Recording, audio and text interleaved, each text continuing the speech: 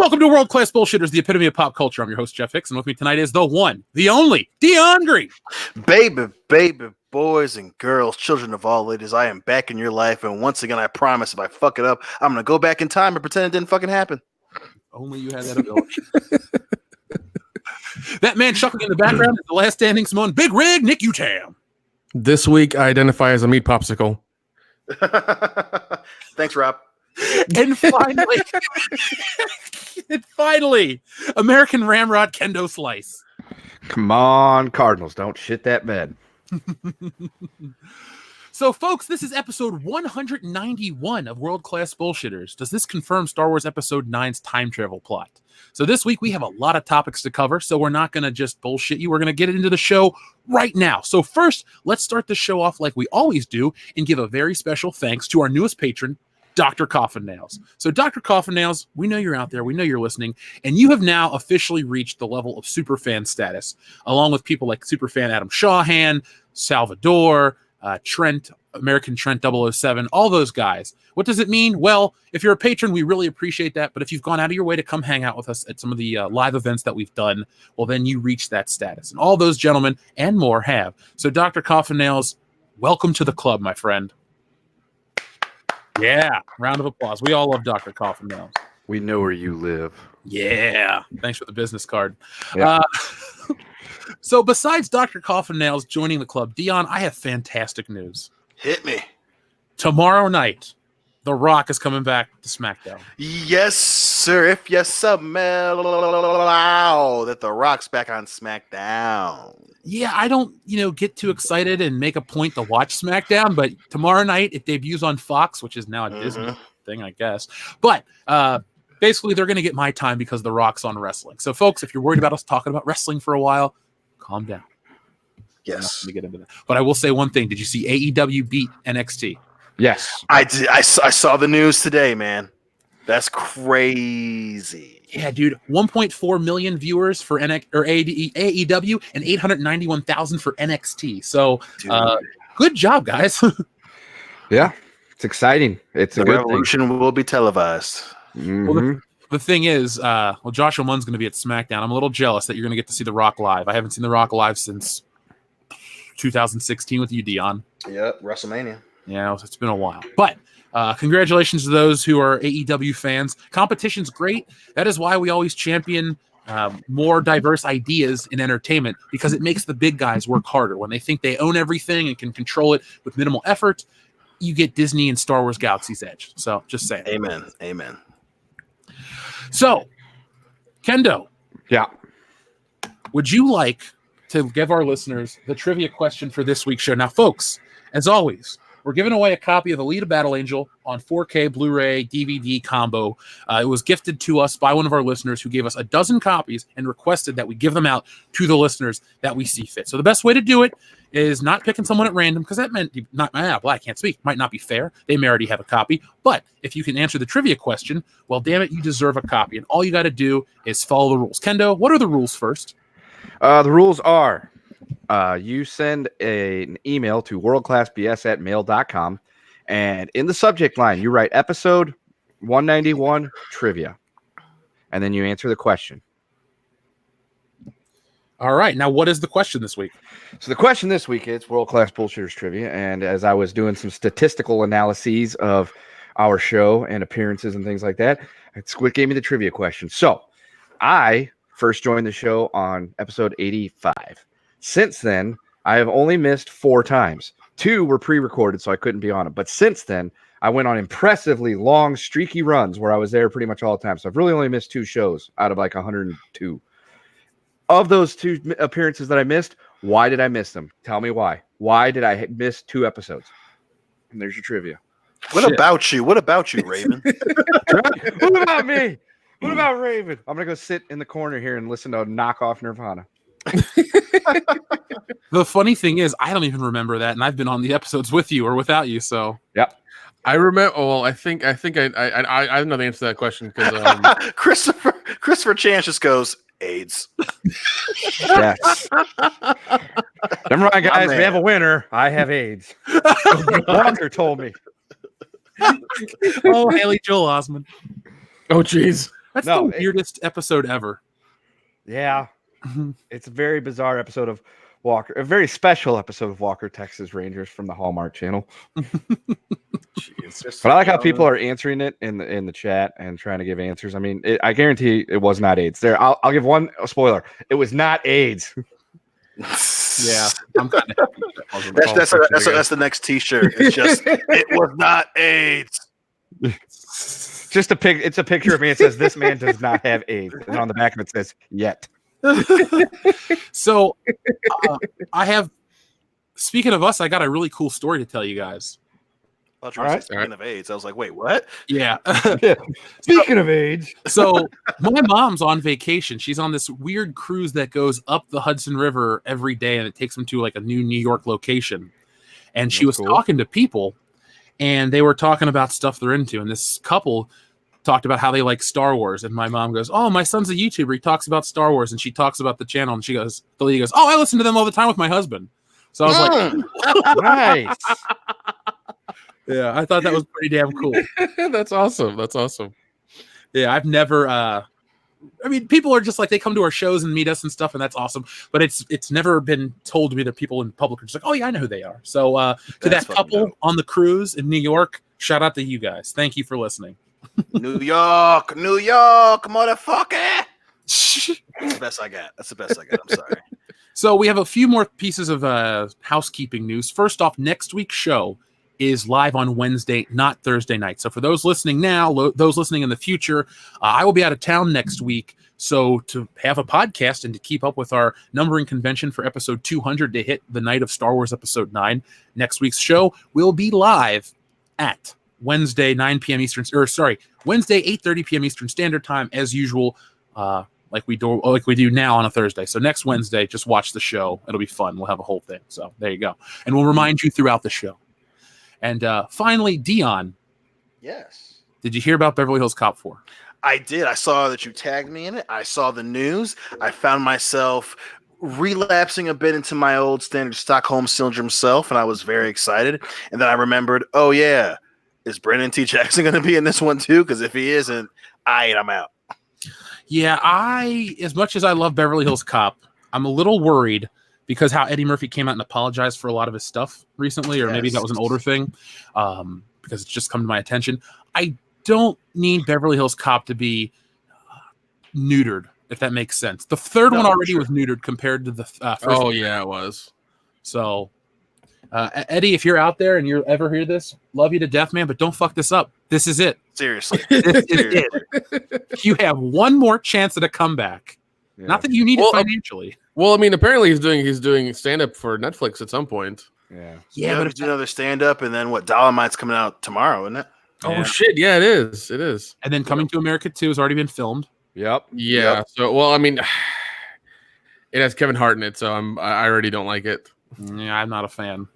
Yeah. Well, I mean, either way, Eddie, please do this, Mr. Fuck You, man. I know you. I know you, Eddie. Folks, if you never watched Eddie Murphy Raw or Delirious, go watch them both. Yeah, not right now. Listen to us. Then go watch them. Yeah. So this weekend is New York City Comic Con. We have Gary and Jeremy. They're up there doing stuff. But if there's any big news stories that break, I may go live. So always be on the lookout for content from this channel this weekend. And one final thing I wanted to talk about before we get into the main topic, because we're letting people slowly move in. Dion. Yes. One of our heroes is finally getting an action figure. Oh, fuck. Who is Look it? at the screen. No! Oh, my God. Absolutely. There is a god. Why it took this long? Well, for legal reasons. There was supposed to be a Stanley action figure last year. So they were doing these multi-packs. One was Black Panther, and maybe they were both Black Panther 2-packs, but they were supposed to be sold with half of a Stan Lee figure. You bought them both, you put it together, there's your Stan Lee figure. But there were rights issues with his estate. Now that he's passed away, I guess his daughter agreed to the rights issue or whatever the asking price was. And now we're going to get the Stan Lee figure. So we don't usually do like commercials on this channel unless you pay. But I pre-ordered this figure because this is going to be like one of those things that people hoard and try to sell like crazy. So if you go to Target, you can pre-order this right now. It's only $24. and it comes out next year, like next June. So if you're like me and you love Stan Lee and his creations and you want a Stan Lee action figure, there we go. You now have your opportunity. Yeah. Yeah, send me that link. I'm probably gonna go ahead and do that. All right. Just go to Target. Yeah, I'll send Google right now. Google Stan Lee action figure and the word Target, and it'll take you right to the page. All right, cool. Yes, Excelsior. Yeah, there we go. Goddamn right. So yeah, Salvador's on the same wavelength as I am. Already pre-ordered. So, you guys ready to start tonight's show? Motherfucking let's do this. So, Star Wars Episode 9 comes out in some amount of days. I don't. Ah, shit. God damn it. Folks, that's the last episode. We're done here. Roll the Blue credits. Watcher, help me on this one, man. God damn.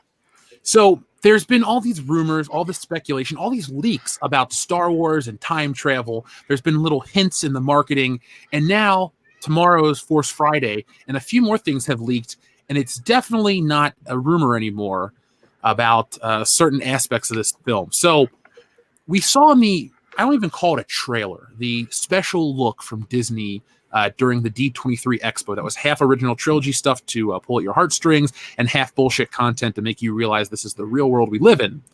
And in that clip, we saw some images that made us think, oh, hey, is that from the old movies? And you go, yes, it is. How would that be there? It makes no sense. Well, if you add this to the time travel theory that we've been talking about, it kind of adds a little credibility. So if you look here on the screen, Dion, you're the biggest Star Wars fan. What do you see right there? I can zoom in a little for you. Well, outside of clearly another thing they're stealing from the expanded universe, those are old school fucking Star Destroyers. Looks Yes, like a they bad are. acid trip. Now, these are old Imperial class Star Destroyers. These are not the First Order. This is not a fan-made t-shirt. This is official stuff from Force Friday that they're trying to sell you tomorrow. So just don't buy it. But all the rumors and theories about time travel, where do you think these old Star Destroyers come from? Do you think we're actually going to see a trip to the old Rebel Alliance era? Yes, I do. Oh God, I don't. If I don't know, if Rey gives Obi-Wan the lightsaber or something at the end of the movie, I'm gonna blow. I don't know what I'm gonna do. It's gonna be fucking horrible. But if that's the end of it, where like she sees him in the desert and gives him the fucking lightsaber, I'm gonna be pissed the fuck off. Well, Yeah. even then, that'd be weird because she gave him the fucking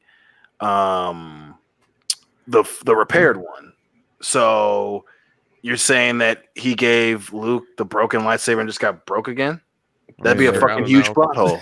Yeah, I it don't would know. be, Which I'm not jumping on you. I'm saying if I would 100% see that happening the way that this fucking franchise is I was going. gonna say, I mean, huge plot holes is not a problem for Disney Star Wars. Right. Yeah, the they franchise.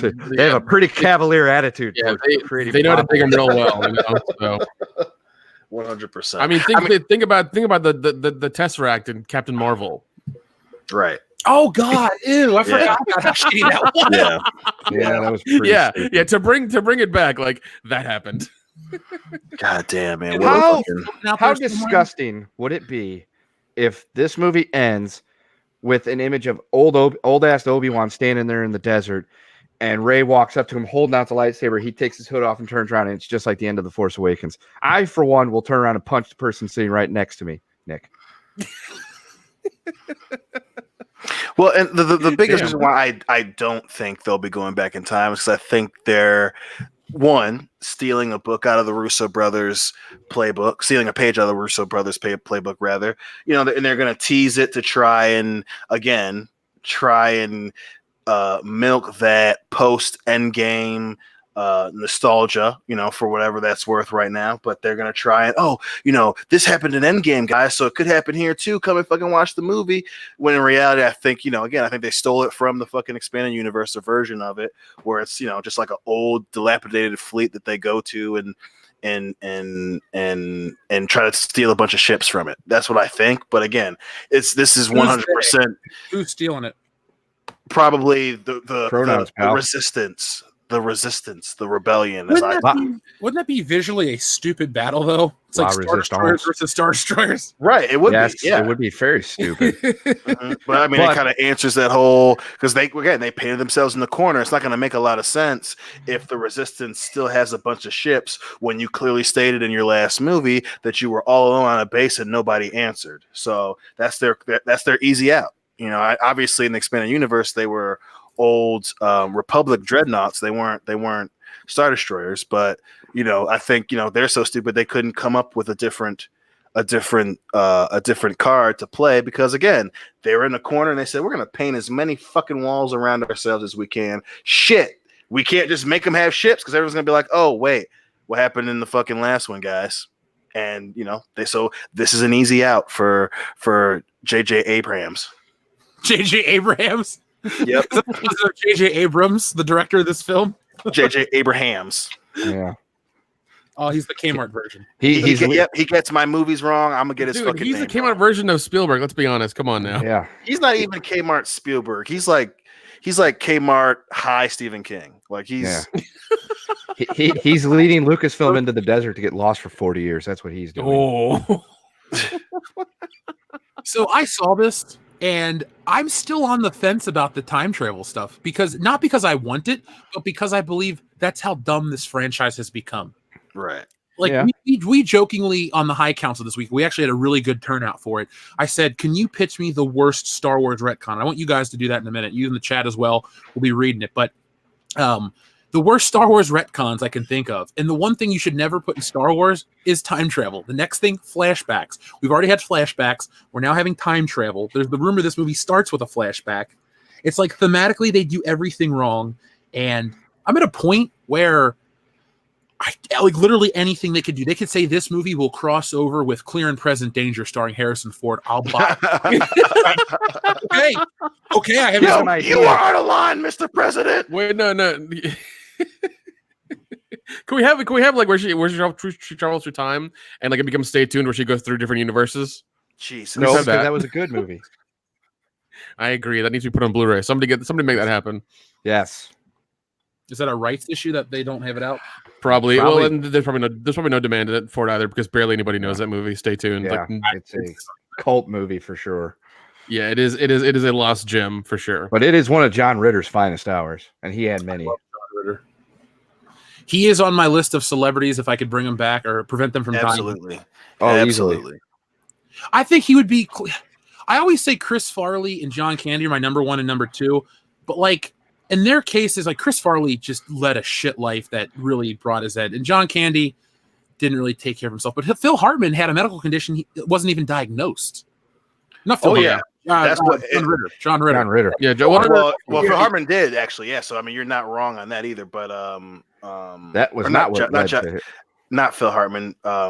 Robin Williams had a fucking misdiagnosed thing going on. But I thought Robin Williams found out he had like aggressive Parkinson's, so he did. But his doctor misprescribed him medication. Oh wow. Like Mark Maron talked about it on his podcast, and it was like it's fucking heartbreaking because he found out he had MS or something or whatever it was, but his doctor gave him something for fucking like it was a different type of depression medication or something crazy. So he was taking the wrong medication. Oh my god. So, yeah. I didn't know that. Yeah. Did you regularly listen to Mark Maron's podcast? I did. I've been listening to a bunch of obviously with football season sports podcasts, but yeah, I fucking love What the Fuck with Mark Maron. I love that podcast. I actually only know him. I know he's a stand-up comedian, but I only really know him as an actor on that show Glow, and he is great. Oh yeah, he's amazing. You should He's be the watching man. him, folks. I gotta check that out too. But he had that one show too on IFC. Oh, it wasn't called What the Fuck. Yeah, just Maron, and that was pretty. What I saw of it was pretty funny. So I'm not a big Mark Maron fan, but I really love his podcast. How did we get on that tangent? I'm sorry. Because we're so impressed with fucking Star Wars, man. This fucking time travel thing. That's how stupid it is. Is the Star Wars guys can't stay on topic because the fucking idea of time travel in Star Wars is so stupid. Like I will 100% say, and I'll fight this to the death. It's just as dumb as having God in Star Trek. That's how bad it is. That's how bad it is, man. It's fucking terrible. Was that the one that Shatner directed? Yep. Oh, dude, I know. Oh my god, I know that about one. Roddenberry specifically telling him not to fucking do it, and Shatner did it anyway. Yeah, that one was a shit show. I want to love the old Star Trek movies, but I only love like 2 of them. Well, 3 of them. No, 2. Wrath of Khan and always go with the evens, man. Always go. Yeah, with yeah. even though I do love Search for Spock. I'm not gonna lie and say I don't love Search for Spock. I love Search for Spock. So to this time travel thing. And by the way, yeah, back to that. By the way, Salvador is a moderator of the chat. He wants to get 1,000 likes. Yeah, I'm feeling generous. If we get 1,000 likes, I'll do that Force Friday stream tomorrow. I'll get up at a reasonable hour and I'll go on the hunt for a couple of hours. So yes, we have 1,050 watching. Let's get 1,000 likes. We only have 215 as of right now, so let's get it going. Come on. Come on, people, get on it. It'll be a good morning pop culture. You want to see Jeff towering over people at Target, throwing elbows, trying to get through stuff. You want to see that. I do. In reality, you want to watch me walk down an aisle as the only person there going, "Hey, look, there's a Rey figure." Nobody bought this in 2 years. Yeah. We actually released a toy video this week. It's doing well. We're back on the upswing and everything on the channel, and that was my personal favorite toy video. So if you want to check out the one I like the most, besides the first one's very special to me because it kind of brought a lot of people into the channel. But the new one, I look at it and I'm like, it's got good content, good editing, and I like how it's got all the facts and figures at the end. So if you ever want to see a damning display of data that proves The Last Jedi was dog shit for the Star Wars brand, go watch it. We got numbers. We have the numbers. Yeah, the numbers don't lie, so. That's right. They don't. And it spells disaster for them at Sacrifice. Disaster. If this movie pulls an Avengers, do you think it'll make the same amount of money as the Avengers if it's the same plot but Star Wars? Fuck no. They wanted to if they were to be crazy enough to try that shit, but hell no. What if this was Kevin Feige's secret Star Wars project? He's like, guys, I'm giving you the okay. Just go ahead and rip off the Avengers and we're good to go. Oh my god! If that were the case, that's clearly him sabotaging Star Wars so he can take over. That would be some fucking Frank Castle, Frank Underwood, fucking Vito Corleone level shit. That's some diabolical evil genius bullshit right there. Turns out that Kathleen Kennedy was a goddamn junkie. So anyway, I started blasting. God damn. I would, if I go into this movie and it even smells like Avengers Endgame, I'm throwing something. Dude, I might walk out. Just support. When we get there, I might fucking walk out if that's the case, man. Holy shit. Here's the thing. We'll go to the cinema. We'll support the local cinema. We'll all get like drinks and popcorn and stuff. But if Disney does something stupid, I'm firing a Coca-Cola at the screen. I'm apologizing to the usher, and I'm getting out. I'm leaving. Yeah, I'm out. That is beyond lazy. As they want to sit and promote you Disney Plus, they take a multi-billion-dollar franchise and they say, we're just going to copy the other movie that made more money. No. If it is a copy like that, first of all, it's still fresh in people's minds. It's still in people's minds, and you're going to do that? That would be hilarious. And that's something they would probably do also, just so they can be like, hey, look, it's the same company, same ideas, right? It's no big deal. You don't mind, do you? Dude, oh my god, I will fucking just be like, done. I'm fucking done, and just go to the fucking bar in the cinema and sit there for the rest of the goddamn night. No, you'll sit. Look, we'll bitch in the theater loudly, and then we'll go do our live show. Yeah, just deliberately angry and drunk. Yeah, as we pop off champagne and just down it the whole time. a little bit of the bubbly. Yeah, a little bit of the bubbly. I'm seeing a lot of people say they refuse to watch this movie in the chat. Don't. We're not calling for a boycott on the channel, but we do say, why don't you wait till we go see it? Because we always tell you guys, we have nothing to gain from liking and hating a movie. Yeah. We don't have anything to gain. We don't get paid. We don't get benefits. We're not being flown out like John Campia and all of his bullshit shilliness. And now how he's saying, no, I don't like The Last Jedi. You know what? People like that in the pop culture landscape are dangerous. I'm not even going to say they're bad. They're just dangerous because you don't know where opinions begin and end. And you look at them and you go, oh, they're a credible source. I'm going to see a movie. But then they change their shit 2 years later and they lie to you. I mean, we didn't get blue milkshakes at Star Wars Galaxy's Edge. The closest I've been to Star Wars Galaxy's Edge, I saw a billboard in California. They didn't say, hey, Jeff, you want to come on in and check out the park?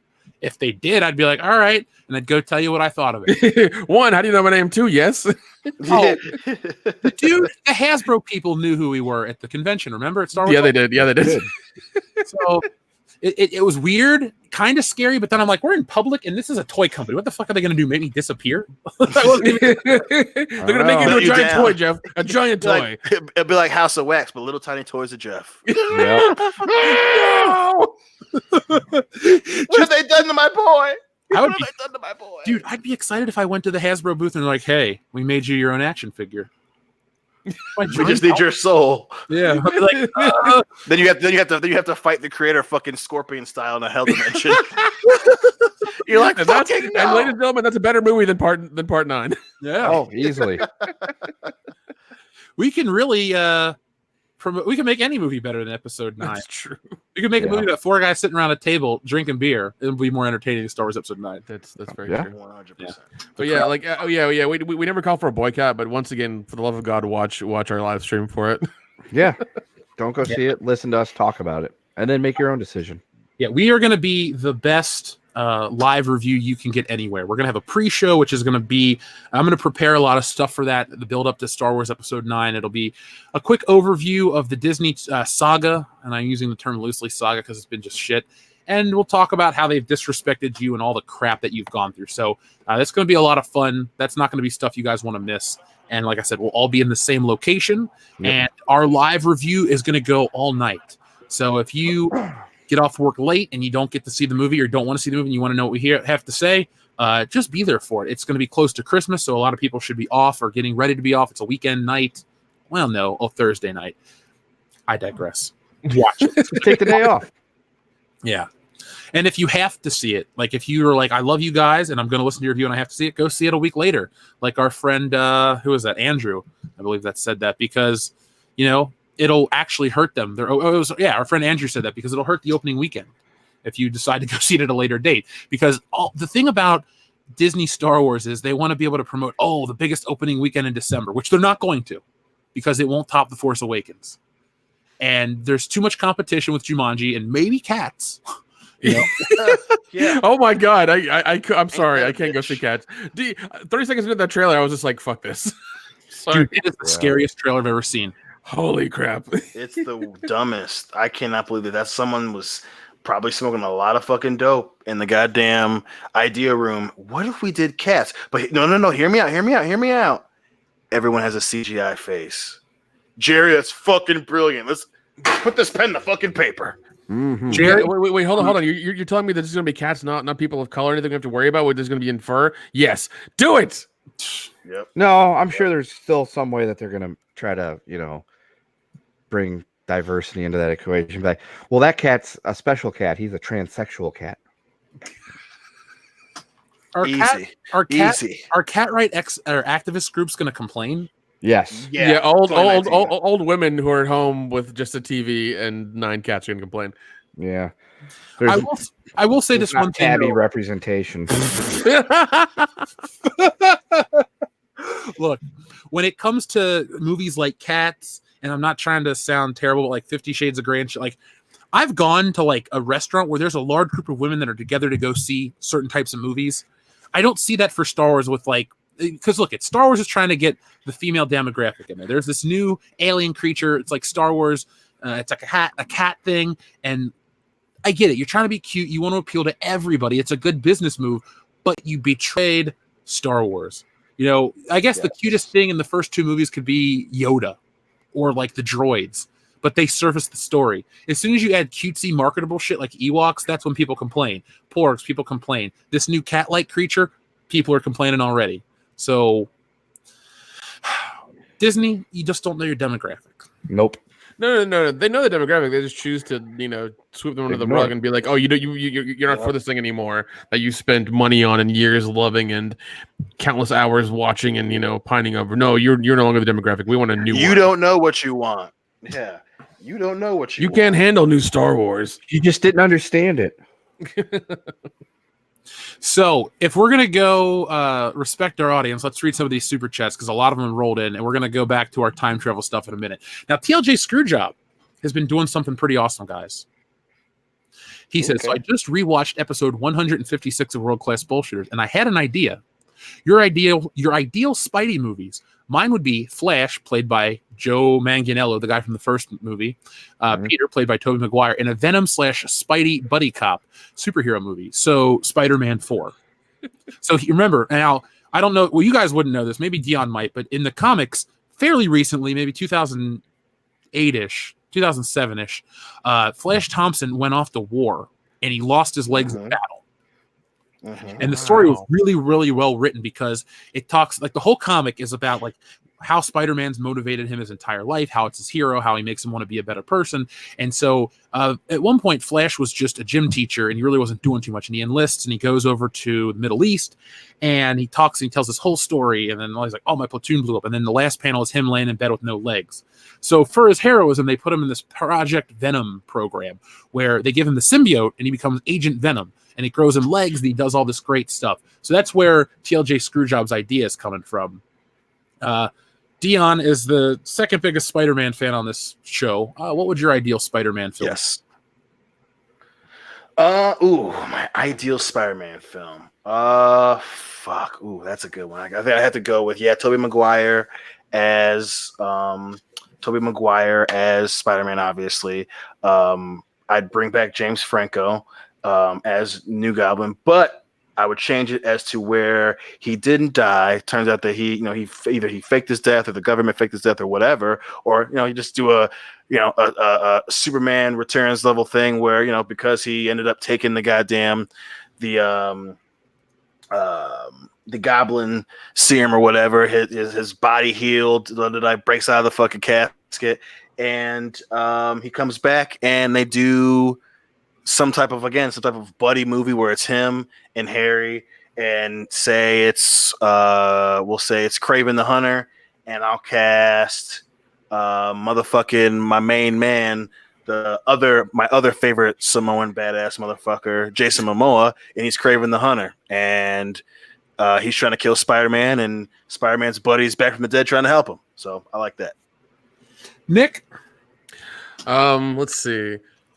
I would probably go. I don't know. I really like Doc Ock. I'd probably have it to where Doc Ock somehow comes back and he's like half human, half cyborg. Like the arms have like kind of rebuilt him and drug his body across like New York, and they've like pseudo gotten computer parts and things like that and rebuilt him. So he's like half computer, half human, and he can connect to the internet. And he finds Spider-Man and finds out who he is and everything, and like finds him out and tries to fight him and stuff like that. That's what I would do.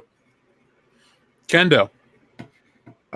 So Venom doesn't die at the end of Spider-Man 3, and Spider-Man 4 is 2 hours of Tobey Maguire just beating Topher Grace as bloody as possible. The whole time screaming, fuck you, Topher Grace, you ruined the character of Venom. I think that's a very fair movie. It's really all I need. I just need 2 hours of him just beating Topher's ass. So my pitch for you, TLJ Screwjob, I'd like to see Spider-Man fight the Scorpion, but not as the main villain. Just kind of like, so my ideal Spider-Man movie would be a mob movie, because I don't know out there, press one if you've ever read the old Ditko Stan Lee Spider-Man comics, but he fights the mob a lot. I'd like to see Spider-Man take on like an amalgamation of the Enforcers, Hammerhead, Tombstone, and God, what's his name? Silvermane. I'd like to see a realistic crime movie where Spider-Man fights thugs. He doesn't need to be saving the world. He doesn't need to fucking fly on an airplane. Obviously, I'd have Tobey Maguire continue the role. Or somebody new. I don't know, but I don't want a continuation of Far From Home. What I want is a very grounded Spider-Man flick that deals with the personal drama. He's in some sort of dilemma. He's not some carefree high school kid. Either he's trying to juggle college. He drops out of college to pursue being Spider-Man, and it disappoints Aunt May, who doesn't know he's Spider-Man. So he has to deal with that kind of stuff. His relationship's fine. I don't need more relationship drama. Maybe, you know, a strong Mary Jane to support him. But he's just dealing with the mob after him. And he's, and Frederick Foswell could be the big man. Oh, he is the big man, part of the Enforcers. And he knows he could figure out Spider-Man's identity. And he doesn't really tell anybody, but he just sends people off to, like, go after Aunt May and Mary Jane and stuff. So he has to deal with all that kind of stuff. And then the Scorpion could be like the big supervillain, and you could find that J. Jonah Jameson's involved with that because that's how it was in the comic book. But you could have the Daily Bugle, some racketeering or something like that. So make it like Heat, the Departed, Spider-Man 2, and I don't know, low-key Avengers end battle with the Scorpion or something like that. That'd be my pitch. Something fun. Because if I want to do Kraven, I want to do Kraven's Last Hunt, and it's going to be a while because you got to build up the character. No, that makes sense. I mean, I get that. I just, you know, you need a big play to kind of bring it mature. I think having the mob is fantastic. I know a lot of people have been mentioning a Spider-Man Daredevil movie, which I think would be fucking crazy awesome. And have Daredevil in the movie. Yeah, that'd be fantastic. I'd still, you know, at that point, you know, I mean, you can still keep it a Spider-Man movie. I wouldn't change that, but that would be great. But yeah, no, I would just put it in Kraven because that brings that mature aspect to it that I think this franchise, the one with Tom Holland, is definitely lacking. There's no stakes. It's just carefree fun. Yeah, you know, I'm a kid and I have a crush, and I almost got shot in the head. It's like, whoa, that's a fucking change in pace. What the fuck? And if anybody wants to argue any of our points, folks, it sells on the name Spider-Man. Spider-Man can fight a paper bag for 2 hours. It's going to make money. So the human spider. Yeah, he got my name wrong. Get out there. I don't care. No, he got my name wrong. I really want to watch those movies. You're going nowhere. 3 minutes. 3 minutes of playtime. TLJ Screwjob also says in WCBS 156 you talked about the Far From Home trailer. It couldn't be? No, it had to be. It was almost 35 episodes ago. Would that have been? Was there a trailer that far back? I'm used to Star Wars where they don't put out a trailer until 2 months before the movie. Oh, 8 months ago, so it'd have been like January. I guess we did. Okay, I completely forgot. Thank you, TLJ Screwjob. Darth Vader's disembodied charred phallus says, "You mean to tell me they can time travel, but they can't reattach me to my body? That's outrageous. It's unfair. I want to be in. I mean, with Padme." Dion, Oof, we know you love this dude. Do you feel bad Darth Vader's disembodied charred wiener or phallus? I feel bad that they can't reattach his ween bean, but I will never feel bad that he's in my life because that shit is never gonna not make me laugh my ass off. I promise you. Every time. Love that account. I mean, I'm pretty sure he deserved what happened to him though, because I mean, he didn't have the high ground, and he the other half make of that challenge. That's true. He fucked up the high ground, but I will also say that I heard that in Michael J. Fox's voice, but if Michael J. Fox was wearing the Darth Vader mask, you mean to tell me? You know, the funny thing is the line's actually, "Are you telling me built a time machine out of a DeLorean?" I think the way I look at it, if you're going to build a car, or I look at the way I look at it, if you're going to put a time machine in a car, why not do it with some style? There we go. Yep. It is. I am. Always. Well, plus the stainless steel, body. Look out! Yeah. Libyans. We should go on a spoken word tour of Back to the Future. Yes. Yeah. Fuck yes. You know what we should do is when we go to work a horror hound, we should try to see how much it costs to get like a separate room, and be like, we're gonna do a live reenactment of Back to the Future, and you mean just get like a hall or whatever? Yeah, why not, man? Yeah, that's when we would advertise on the show and try to get every fan to fucking show up, because doing it with a quarter of the room full would be hilarious. It would fit the bit perfectly, but that'd be a special little treat for the fans. Listen to all our bullshit on the show. Yeah, we're like, no cameras, please. This is a lifetime event. That's right. Here to, enjoy it. Raiders of the Lost Flicks says, "Just wanted to say hiya, fellas." Well, Raiders of the Lost Flicks, thank you very much for saying hiya. And folks, Raiders of the Lost Flicks put out some good content, so check them out. Here we go. This is a very special one, guys. Logan Michael Anti-Funko Pop says, "Tomorrow is my birthday. So happy birthday from all of us here at World Class Bullshitters, Logan Michael." Mm-hmm. Happy birthday, Brady. He also says, "Pop mega gay." And he says, also, Dion, horse. Oh, I was on your side. Had me in the first half. I'm not going to lie. Yeah.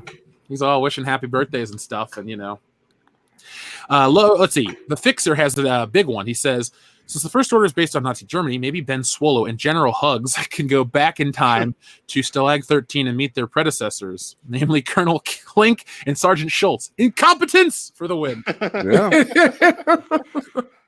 They pretty much are the galactic version of those two characters. pretty much. 100%. Oh, God. 100%. Hogan's Zeros. Yeah, Ray's Heroes. Do you remember on Robot Chicken when they did a Hogan's Heroes parody with Hulk Hogan? Yeah. Oh yeah. Oh yeah. They actually got the voice of Hogan and Roddy Piper. Yeah, that was so good. God, I fucking love that show. I think the 10th season's about to start soon.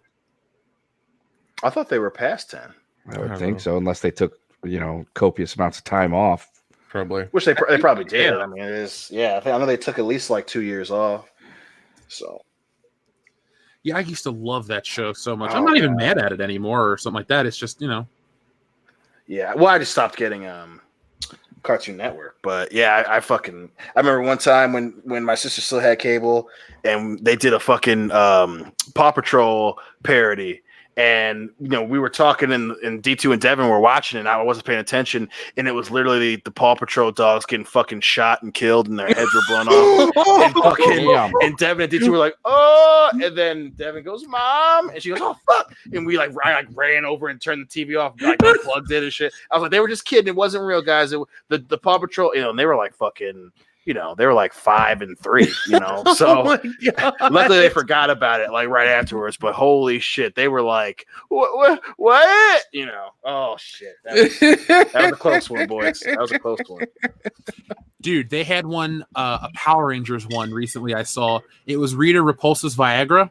Oh god! And she goes, "Make this wiener grow," and you thought like the guy was going to grow and get it on with his girlfriend. It actually shot out of the fucking roof of his building, and then the Power Rangers come and fight it. Oh my god, that's awesome! Yeah, I do love Robot Chicken for just being like totally absurd and having a good time with what they do. Mm-hmm. Like it's good shit. It's good shit. I just love the gummy bear, and it's just Sarah Michelle Gellar screaming the whole time. Yeah. I'm so fluffy because I'm a gummy bear. Oh, dude, one of my favorites is always the Incredible Hulk. Him as a kid getting like abused and shit and everything like that, and that's why he's so angry. I think it was actually. Oh god, by Peter David. No, it was, and his dad used to beat him and stuff, and that's where Ang Lee got the premise for that shit movie. But because that was awesome. In the comic books. It was, wasn't it, bro? Yeah, no, Giant just the image, wolves. just a Robot Chicken image of a Hulk. The Emperor gets a call from spanked, and him going, "Ah!" It was just, it was priceless. Go look up that clip. Not right now, watch us, but go look it up later.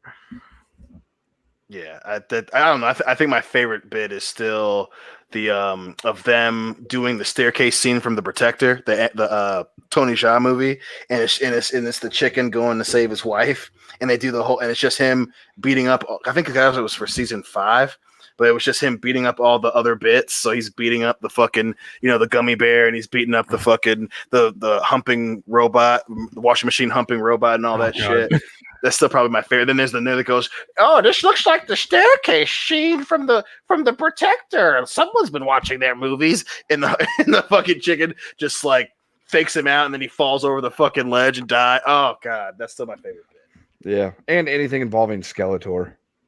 Yeah, definitely. Yes. Skeletor is so fucking great on Robot Chicken. Like seriously, do you just not ever wear a shirt?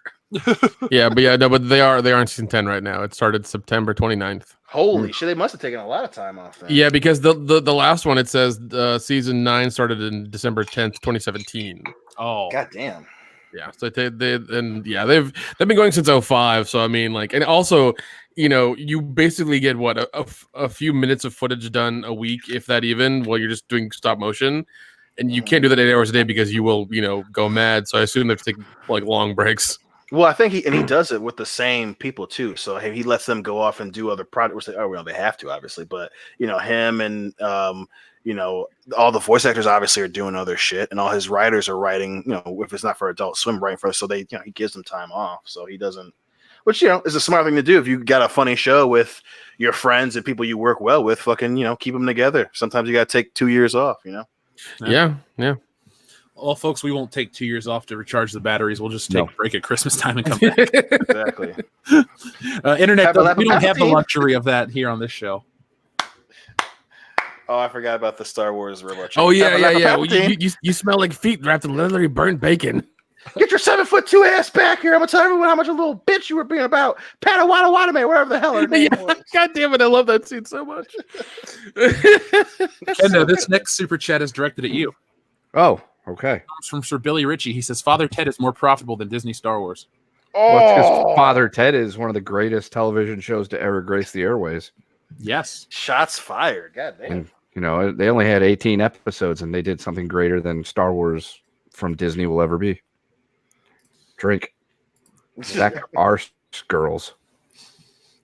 Let's see. Another one comes from our friend Zaire. It says, listening as I animate something for my dad's birthday. Well, happy birthday to your dad. He says, really nice, holding out for Constable Zuvio to reveal himself as the hero of the Rise of Skywalker. Jesus.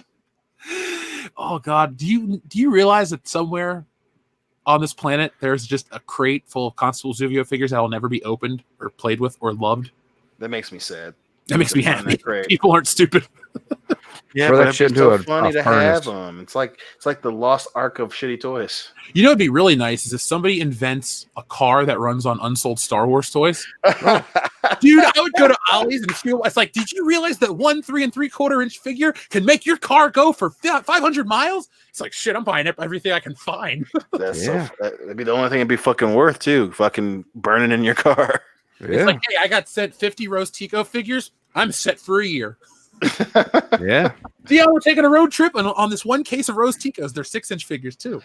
All right, but let me grab my bag, bro. Shit, let's go. God, man, fuck those toys. Or Zay, or do you have like an animation reel? I want to check out your stuff. Just if you do, hit us up on Twitter. That's the best way to contact me right now. Yeah, definitely. And don't try to work for Shaq because he'll try to terribly underpay you. Mm-hmm.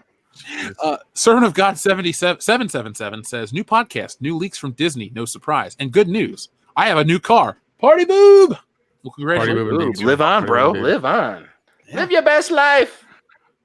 I'm driving my old shitty car for this week, so there we go. Thunder Robot says, just got out of the Joker and it was very good. Now, Kendo, you're going to go see Joker tomorrow, correct? Monday, okay. Hopefully I don't get shot by an incel. Yeah. No, I said correct Amundo. Okay. So, 10:30.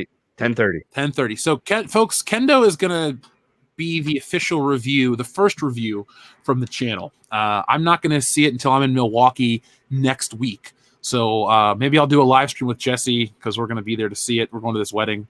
But if you guys need something early, just make sure you're following us on Twitter because that is where Kendo or Nick or somebody will post said review, and then you guys can engage. We did it for Rambo. It was our most liked tweet ever, I think, next to our Michael Jackson music poll.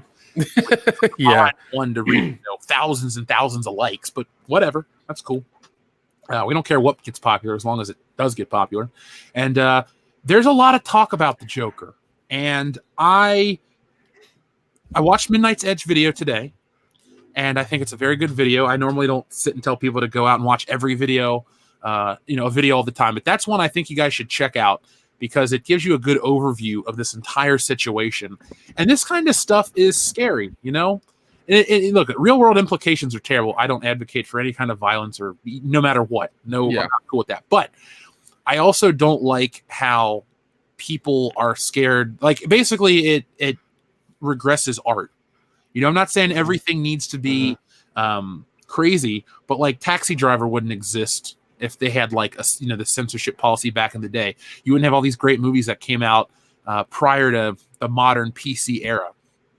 And a lot of things get neutered in PC culture era. And I think the number one thing that bothers me is like entertainment being neutered because pop culture, entertainment, whatever you want to call it, is a reflection of our society.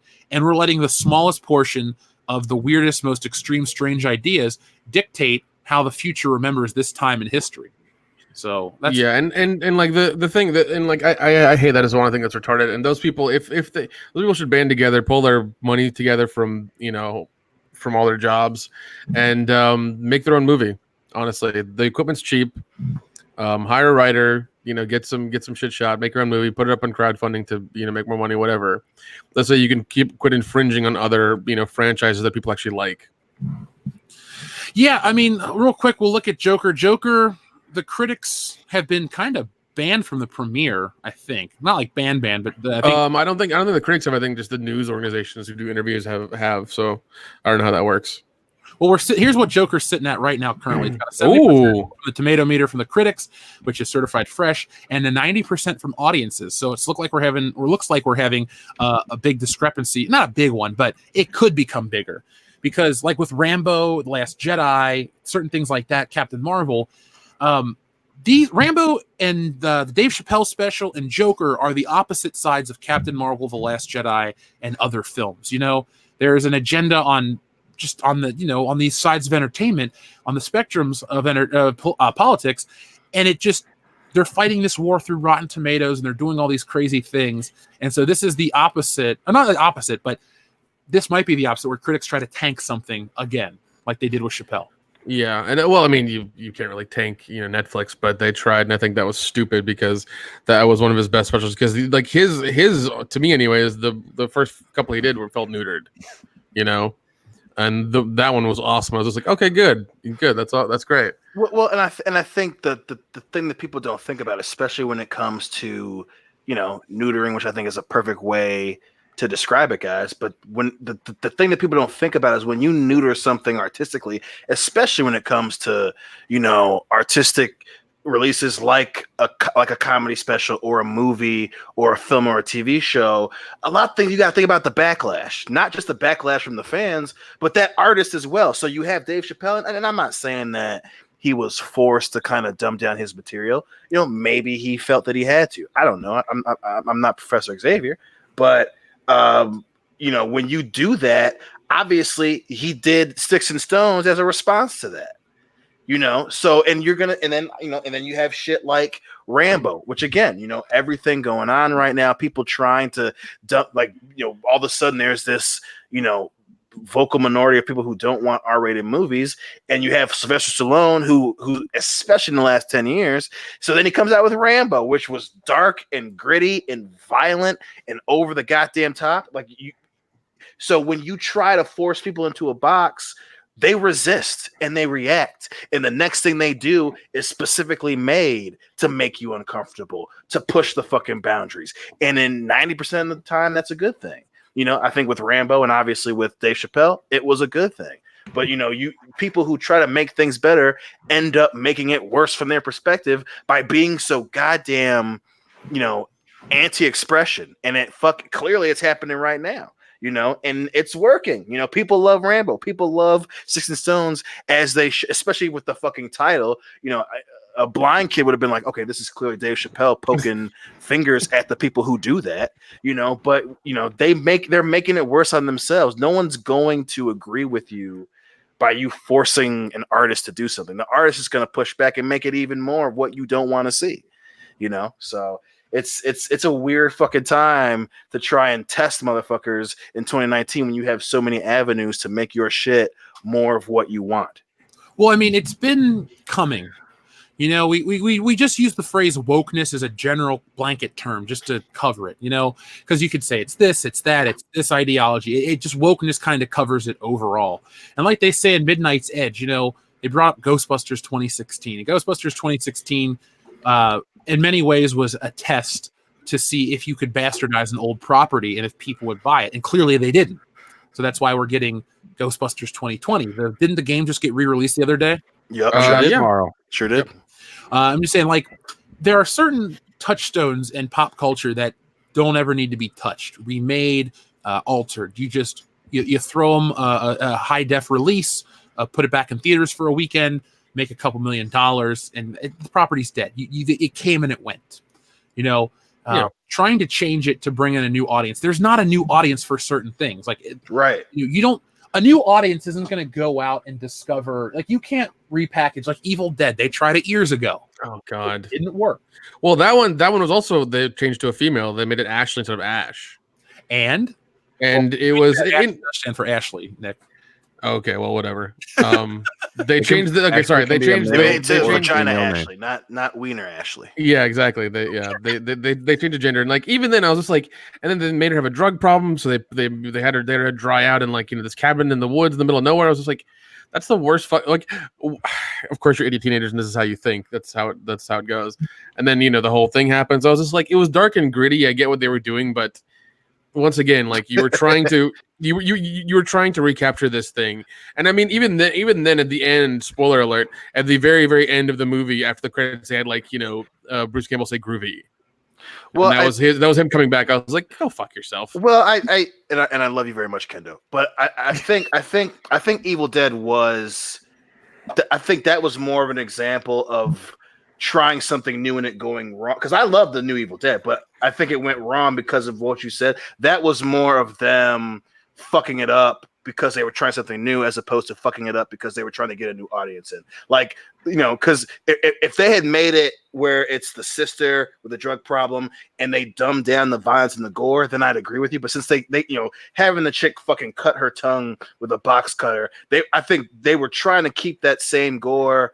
They just fucking swung and they missed, as opposed to Ghostbusters, as opposed to Ocean's 8, as opposed to other Proud Mary, where you're clearly trying to change the characters, you're changing the story, you're changing the way the movie itself is made, while also taking away, as in making it less violent, or taking away the overall plot like they did with Ocean's 8. Now, obviously, Ocean's 8, Ocean's 12, Ocean's 11, the one in 2001, he was trying to get his wife back. So not only were they stealing from this guy who was a dick, and then in the new one, it's his sister who's mad at fucking Anne Hathaway, and she's bringing these other fucking chicks together to get back at this rich girl. Like, that's not. The thing is, though, those properties, they just made their movies and whatever. Evil Dead reverted back to ash with the TV show. Ghostbusters, right. These big ones, they all revert back because they're like, we're gonna do this and we're gonna. And that TV show was fucking fantastic. Wonderful. It's better than a lot of the.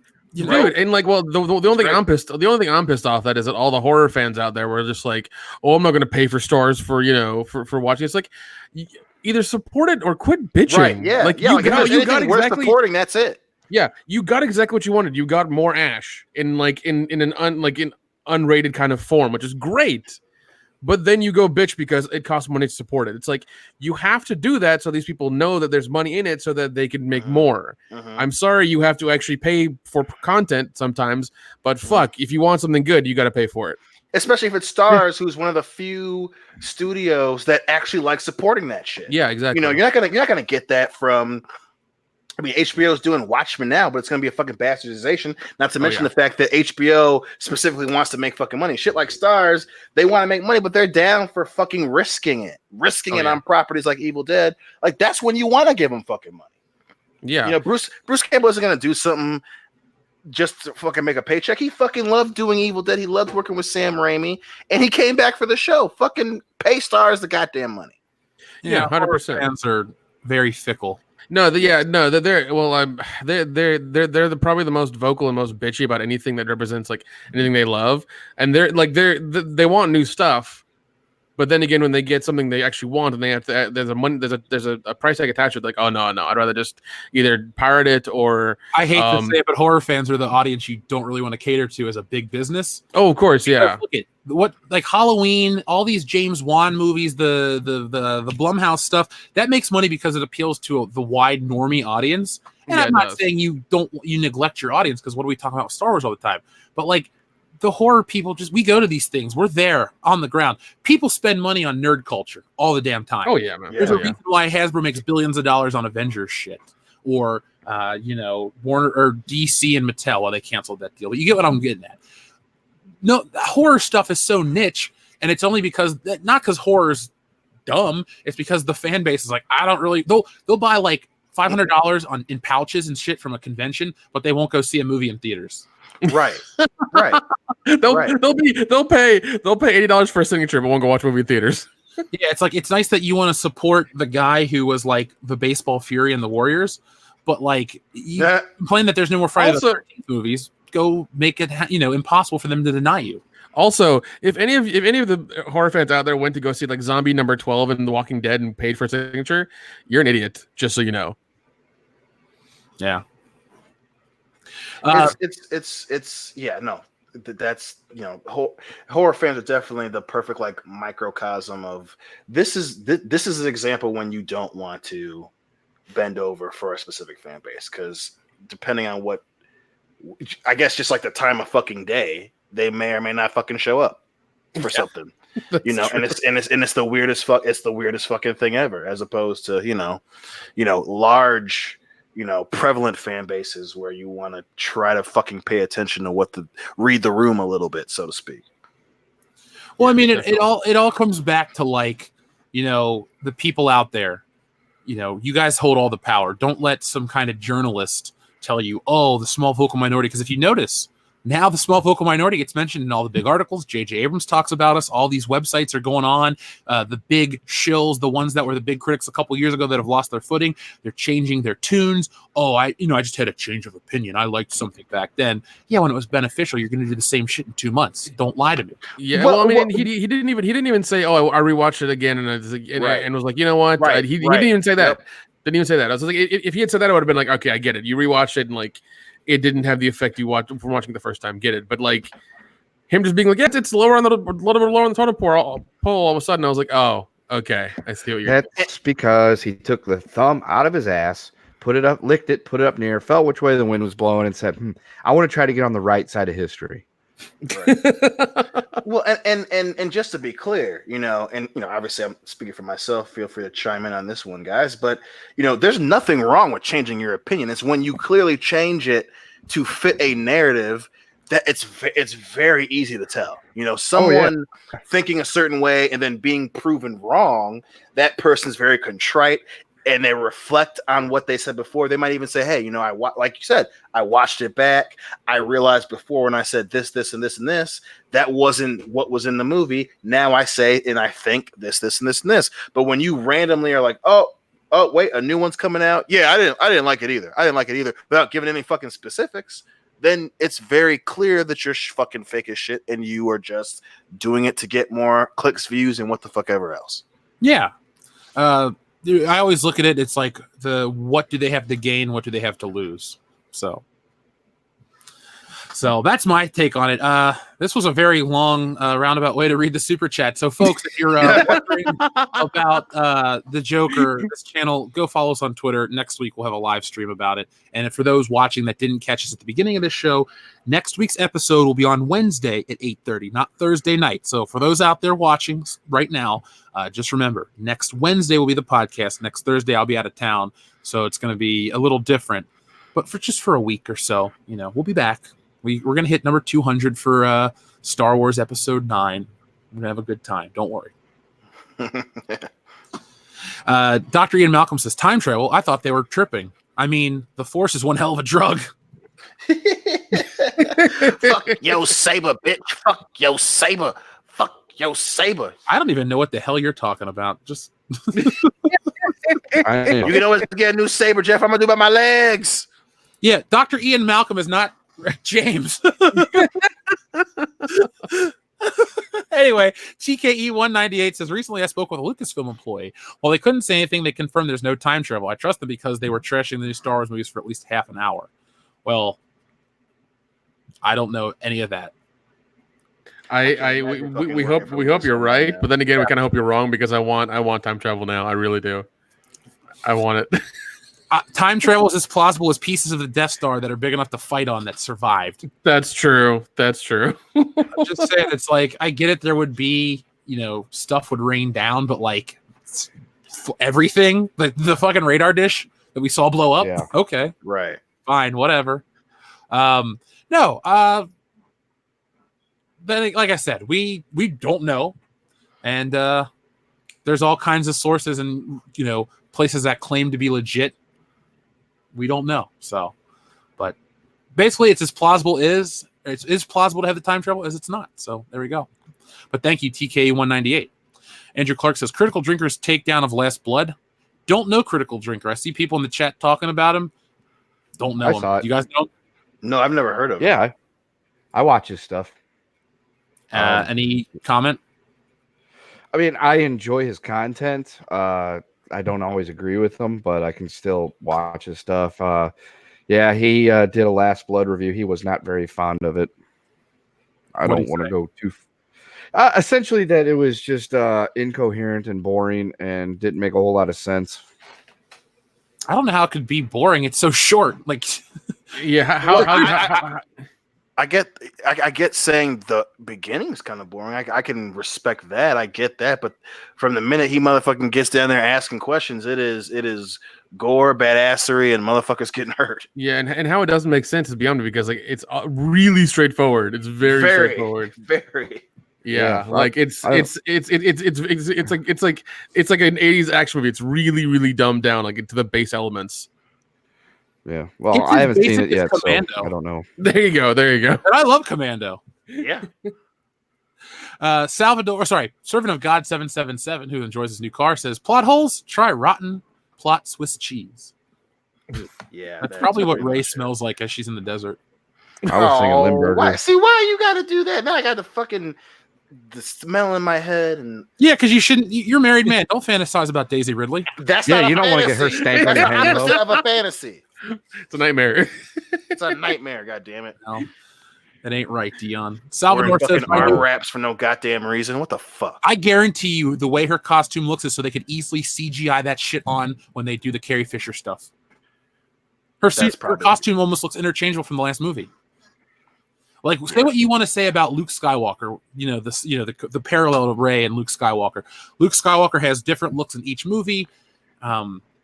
He's a farm boy, so he dresses one way. Then he gets to the Alliance, and he has the flight suit and his cool bomber jacket that he wears, that yellow one at the end of the movie. Yeah, I think he looks kick-ass in Empire, that flight suit that he wears. Yes, And the then- gray Oh, one's definitely. fantastic. And then he looks the best in Return of the Jedi in all black. Oh yeah, definitely. That he looks awesome in that. All right, Dion, everybody, weird question. Flap or no flap? Do you like when Luke Skywalker gets struck by lightning and the flap comes down? You think it's I dramatic? do, for two reasons. One, because I love the contrast because it's gray on the underneath and it looks fantastic, all black, and then the gray flap. And secondly, because it reminds me of the red uniforms in Star Trek Wrath of Khan. Well, I've always heard that it's meant to symbolize that even though once Luke realizes what he's done, like the light starts to shine through. Mm-hmm. So I've heard that. I don't know if that's the reason. I haven't heard it from anybody officially, but that's one of those fan things where I'm like, that kind of makes sense, and I buy it. Yeah. And like it. I mean, listen, it makes sense. I know that was part of the style and back then, and that's a fantastic way to fucking do it, especially with he's dressed in all black like the motherfucker's going to a funeral, and then he saves his dad, and then his heart opens up a little bit, and it's great. I like Return of the Jedi. It's not my favorite of the original trilogy, but I still think it's a good movie. See, that's one reason why it is my favorite, man. I fucking love the shit out of Return of the Jedi. The best Star Wars movie for me is still A New Hope. I don't blame you. It's a fantastic choice, sir. Mm-hmm. Salvador says, my new hashtag in reference to Star Wars is hashtag Disney doesn't count. I like that. Because it's all fan fiction with a budget. Yeah, That's true. Even though they're stealing stuff from the extended universe. Yeah, clearly.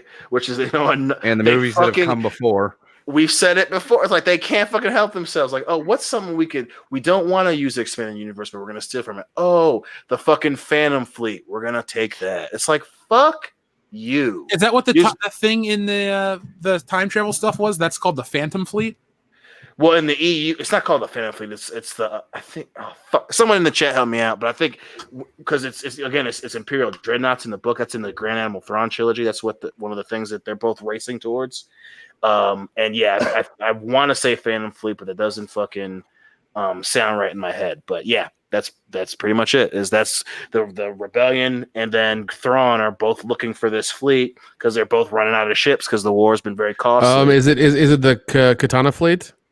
Yes. Okay, yeah, everybody in the chat is going through that right now. So. Thank you. You guys are the fucking best. But yeah, that's what they're both looking for. And the minute I saw that from fucking from D23, I was like, those motherfuckers. Those motherfuckers. I couldn't believe it.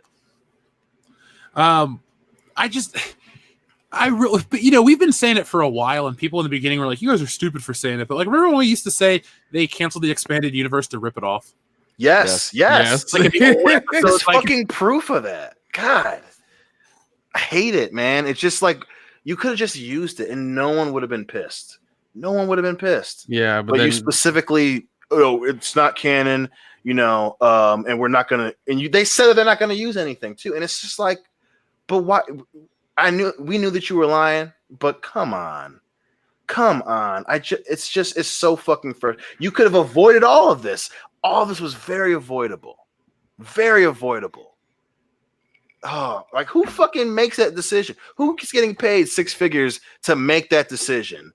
You know what? We're going to say that we're not going to use it, but we're just going to take from it and fuck them. So best case scenario, they don't know their own property that they spent billions of dollars for, and they're really bad at their jobs. Worst case scenario, they're fucking liars.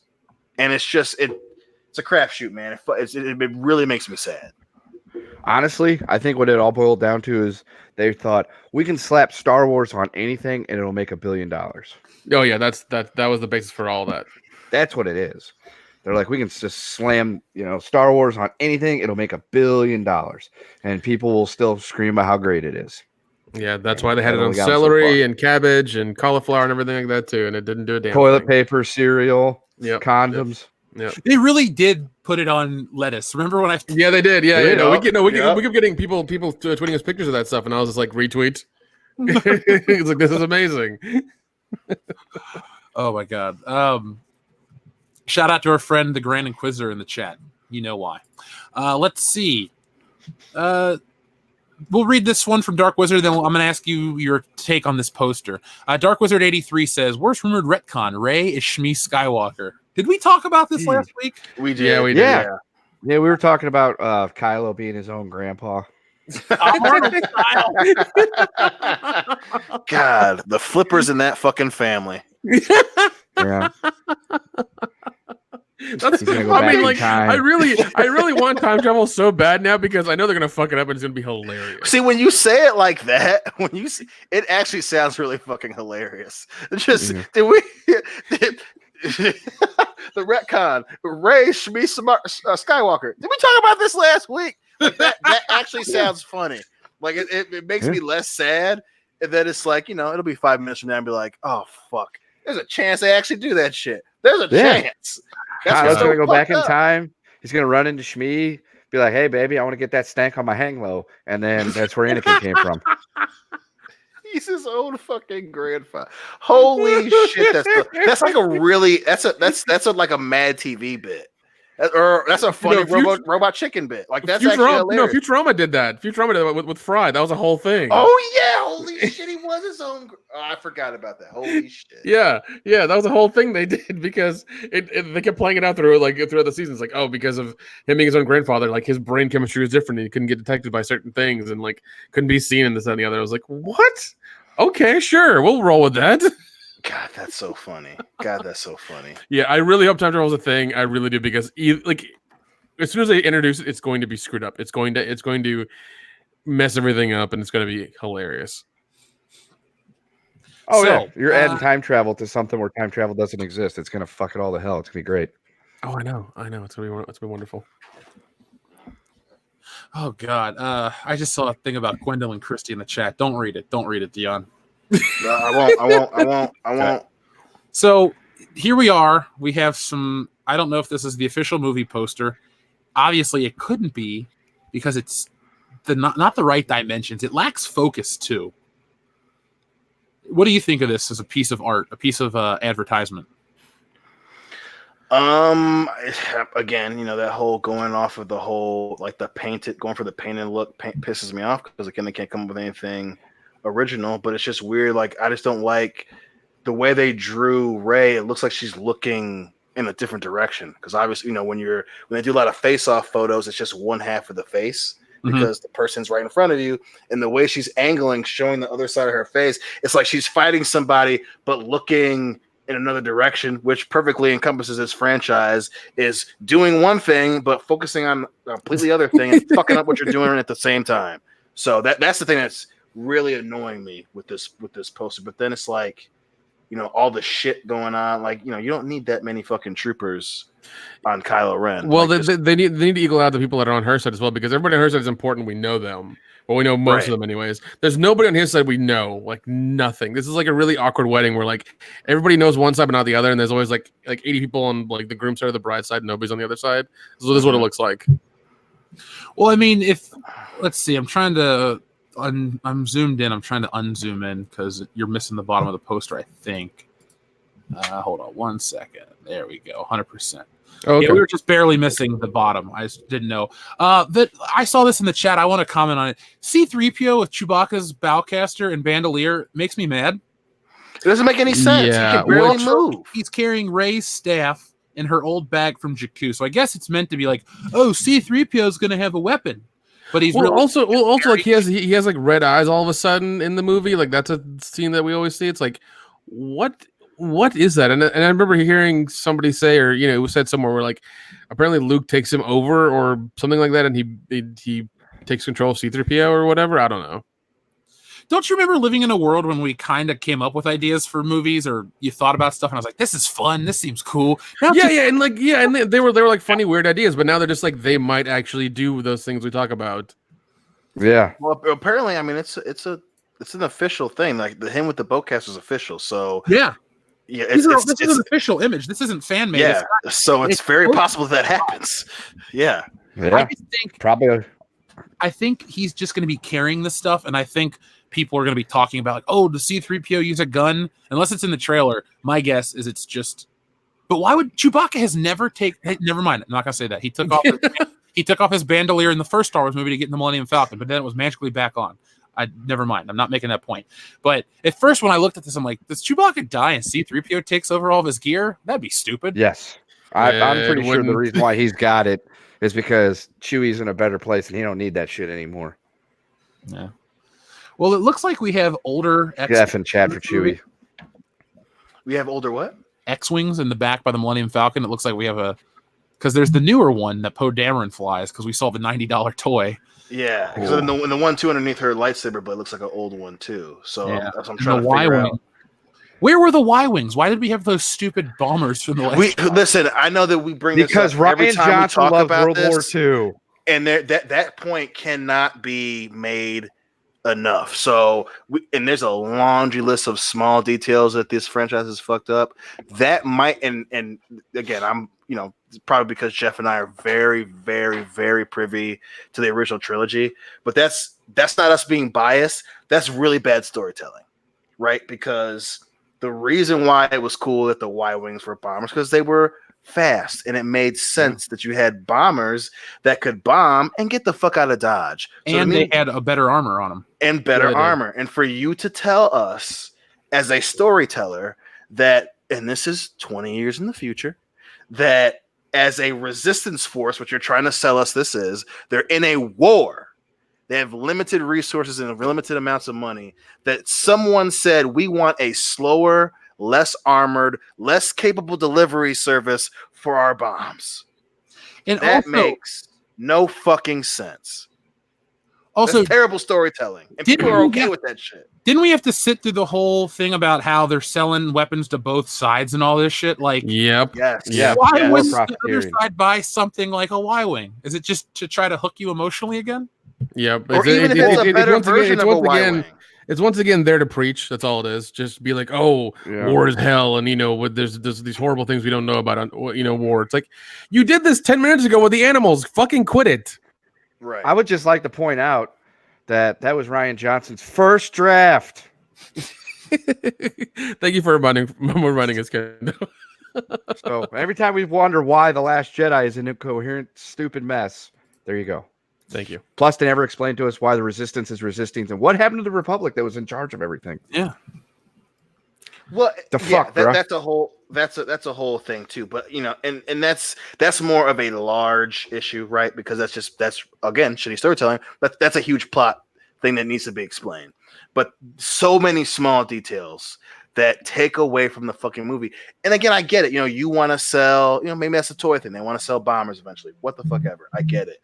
But you can still sell fucking Y-Wings and it make fucking sense. It's just no one's gonna pay money for a slower, less effective weapon in a war. Plus, how the fuck were the fucking bombers gonna get out of there? Plus, If they bomb them, there were too many people that had to man that ship as well. yeah. So you're wasting resources, and even hypothetically, if they survive that bombing run and destroy that dreadnought, how in the fuck do they get away? They have to be escorted to the fight. Are they gonna just jump in? The whole fleet's gonna slow down for these bombers, and I swear we'll protect them afterwards. I swear we're going to. What was the plan? So you're trying to sell me that the resistance based on the characters that are in the other movies are fucking dumb? That's why they're losing this war, because they're fucking dumb. Not the dark side, not because of they have a smarter mind on the side of the New Order, because they're fucking stupid. God, man, like what? Someone got paid to do that. Holy shit! Not very Someone well. got paid for that. God, man. No. Fuck you, Ryan Johnston, you piece of shit. He's still ruining Star Wars 2 years removed from his movie. Oh, God. Yeah, man. Yeah. Like Answer me this question. Has any one single person ruined a franchise creatively as much as Ryan Johnson threw in Star Wars? I can't think of one. An entire franchise? No, I can't think of one. Not. I'm just trying to. I'm guessing. I'm throwing it out there. And folks in the chat, think of another creative, and I'm using air quotes that you can't see, that has ruined a franchise or property. Now, I mean, Michael Bay ruins a lot of things. yeah, Michael Bay also made The Rock and like other pretty solid movies, so they're not even in the same category. Right, like an entire franchise. And yeah, because Batman, people said Batman recovered from Joel Schumacher, and I stand by that. Batman Forever is nowhere, not even in the same league as Batman and Robin. Batman Forever isn't even bad. I don't get it's the cool thing because it's the same guy. But I don't even think it's the cool thing. I think a lot of people are mistaken because they haven't seen the movie. Yeah. No, that's a good point. No, Batman Forever is fine. Point. Batman and Robin was the bad one. Yeah. Ooh, somebody said Zack Snyder. That's a close Dion, one. would you like to weigh in? Listen, I owe Zack Snyder a lot, and not good. I don't owe that motherfucker anything good, and that bounty stands. But I will say that franchise was somewhat able to recover because of Wonder Woman and Aquaman, and that's not saying a lot because he fucked up something that I've been wanting to see since I was a goddamn kid, and I promise you, it may not be today or tomorrow. But me and Zach are gonna have a conversation. But Star Wars being fucked up. I mean, it's so bad. It is so bad. And then Justice League wasn't bad. I like Justice League. I think it's good. That's another instance of people being mistaken. Even though it's Zack Snyder, Justice League is still a pretty salvageable movie from that franchise. Episode 9, and we got Wonder Woman and Aquaman out of that. And so Aquaman, yeah.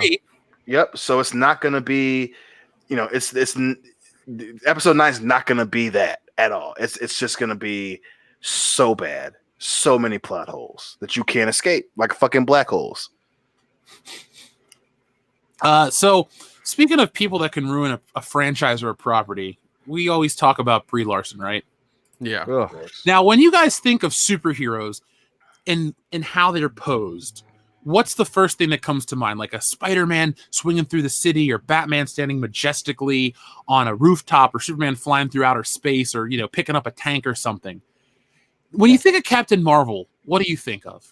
Shitty face expressions. The cat that was in that movie, because it was way more entertaining than she was. In terms of a pose. In terms of pose, I don't know. She was always doing that like flying pose the whole time. They really wanted to sell the pose of her going through those ships with the helmet on in space, where she's all. They tried to sell that one. I thought that looked fucking terrible.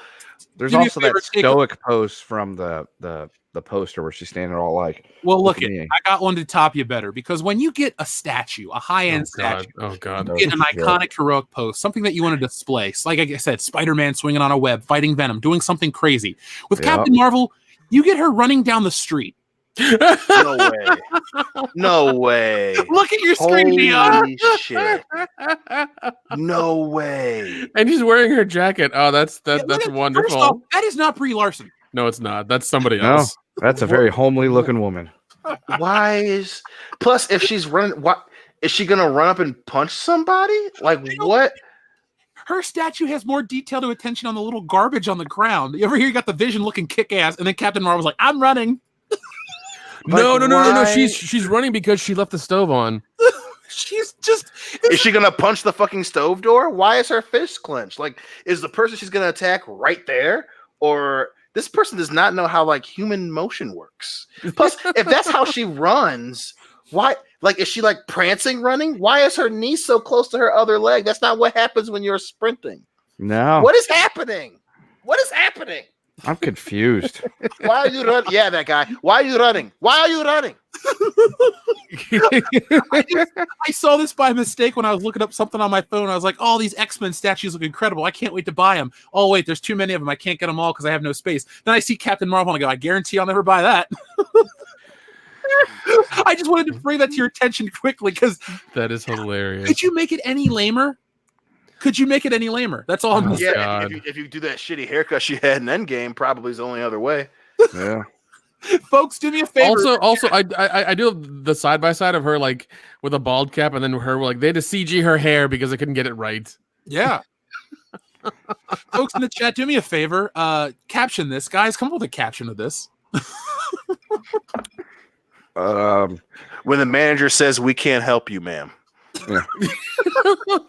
When you realize you're late for the Title IX hearing. Oh, dude. I'm gonna name this statue "The Running of Karen." I just The running of yes. Yes. The running of Karen to the manager. Circa 2019. colorized. Oh, my God. That's so. Karen Goddamn goes to bad. complain. I left the Karen goes to What, you forgot your tampons in the car? Oh, When you left your kid in the cart while shopping? Yeah, when you left your dog in the car and the wind and didn't forgot to put the windows down, like that's that run. Why did you hit me in the ear? Where's that old bitch from the train? Oh my God. oh man. Oh my So God. good. I saw this and I just had to show it on the show. So if you're listening to the audio portion of this, I apologize that you're like, "Oh man, I'd love to see this Captain Marvel statue." No, you don't want to. You really don't. No, you don't want to. By the way, are you seeing this WWE commercial on the football game? Yeah, This is kind of embarrassing. a little bit. Well, they are kind of I embarrassing. missed it. Hey, easy. They're trying. They're trying. When you get a pumpkin spice latte and you see a minority being triggered. Oh, There you go. Oh my God. When a guy in a bike tells you to smile. Oh, there we go. There you go. I love it. Yes, Jeffrey Riley, the Roman Reigns commercial. Yeah, he's now talking. Look, there's 3 famous athletes and Roman Reigns. Yeah. I don't know the guy next to Roman Reigns, sorry. That's Tony Gonzalez, boy. Recognize. Greatest tight end of all time. Well, now I know.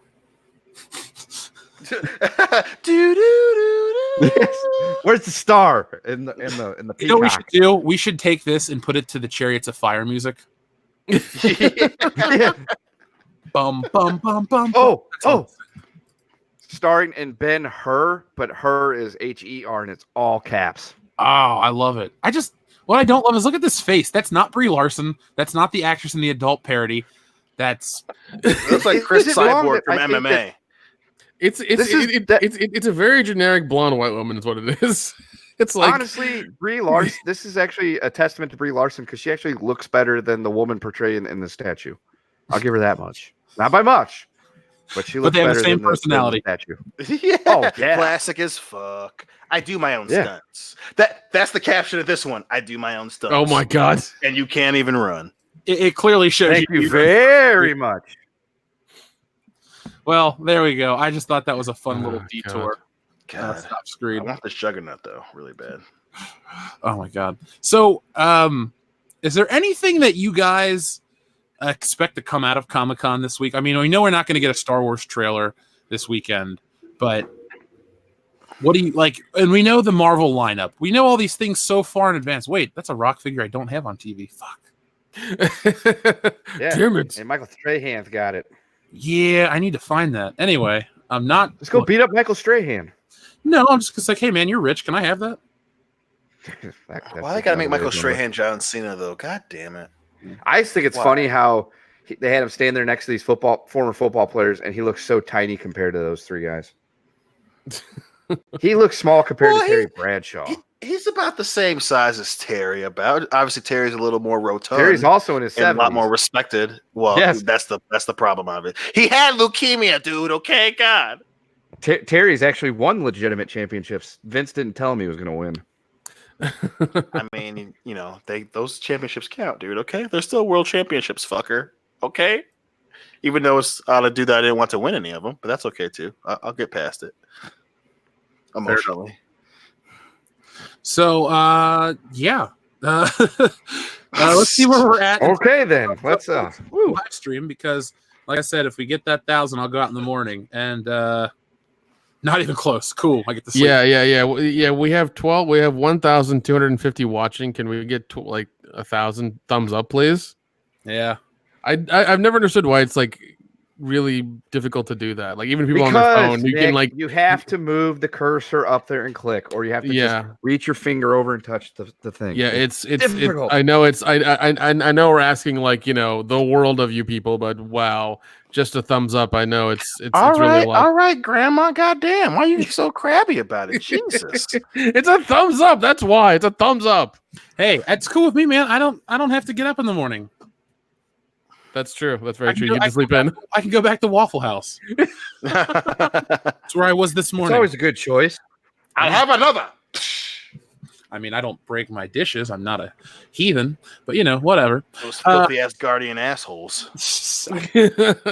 Ass Guardians of the Galaxy. Our friend Swinging Cod. By the way, folks, I actually buried the hatchet with Swinging Cod. I'm no longer mad about Mother. Oh, okay, that's good, man. Good. Emotionally, that's good for you. Yeah, that's good. I don't hold grudges. I'm happy. He says Robin Williams had lewd body dementia. Oh, what is? I need to look that up. I don't know what dementia and lewd body dysmorphia I get, but lewd body dementia, that sounds fucking serious, dude. Well, it's very sad what happened to him. I remember where I was when he died. I was at La Rosa's having dinner, and I was just like, "Oh man, Robin Williams died." And then I found out that he had killed himself. I was like, "Oh man, that's really sad." And then you find out more and more about it. And it's even sadder. So yeah, man. Mega Jetty 1, aka Jeffrey Turner, says the World Between Worlds wasn't bad. It saved Ahsoka. I haven't seen that episode of Star Wars Rebels, Mega Jetty 1. To be honest, I haven't seen any Star Wars Rebels episodes. But I read about it on Wikipedia, and we reported on it in a video. Big Joe says, been loving coming home after work for the WCB or to the WCBS. Thanks, guys. Well, Big Joe, thank you for coming home from work and listening to us every week. We appreciate the support, and hopefully work is easy on you tomorrow before the weekend starts. You guys got any plans this weekend? Yeah, going to the MSU game. Sports ball. Sports ball. Yeah, gonna help shoot a movie. So I'm going to the Blues game Saturday night. Woo! Yeah. Sir Ruin of House Roundhead, thank you very much. He says, I met Billy D. Williams today at New York Comic Con. Sorry you're not here, Jeff, with Gary, Jeremy, and I. Look forward to meeting you next, Jeff. I wasn't too upset not hanging out with Gary and Jeremy, as I've met them a few times. But now that I didn't get to meet Billy D. Williams, I'm kind of pissed. I didn't get to meet Harvey Dent. I didn't get to meet the dude from Mahogany. I don't know what else he played in besides Star Wars and those two things. 45 commercial. Billy D. Williams, God damn it. He's the cool side of the pillow, bro. Yeah. He was also an undercover brother. Yeah. Oh, shit. That's right. He's the current of the general. General. Yeah, so Ruin of House Roundhead, I'd love to meet you. I really wasn't involved in this. I just kind of heard Gary and Jeremy were going. And if they would have been able to get me a pass, I still probably couldn't have made it because I'll be out of town at that wedding that I constantly talk about. So there we go. But next time, you know what? If you want to meet us, we'll be at Horror Hound in March. We'll be at Star Wars Celebration, and we're trying to come up with a huge Fandom Menace meetup to get people excited. And we're not just talking like our channel. We're going to have Jesse and Anna, Jeremy. We'll try to get Uncle Ethan. We'll try to get everybody out there like we did it in Chicago this year. We'll make it even bigger because it's on the West Coast. So that gets a lot of the creators time to get prepared. But we can make it happen, folks. We can have the best meet and greet ever. The Fixer says, if it's an Endgame ripoff, I'm ripping off my mutton chop mustache. Screw you, Disney. Time travel movies never make any sense anyway. Those poor chops. Those poor chops. Logan Michael Anti Funko Pops has a very valid point. He says the Legend Stan Lee figure is cool, but why the cap shield? You know, Logan Michael, I have no clue because I love Stan Lee and I respect his creations, but he did not create Captain America or have anything to do with it. Because before his time.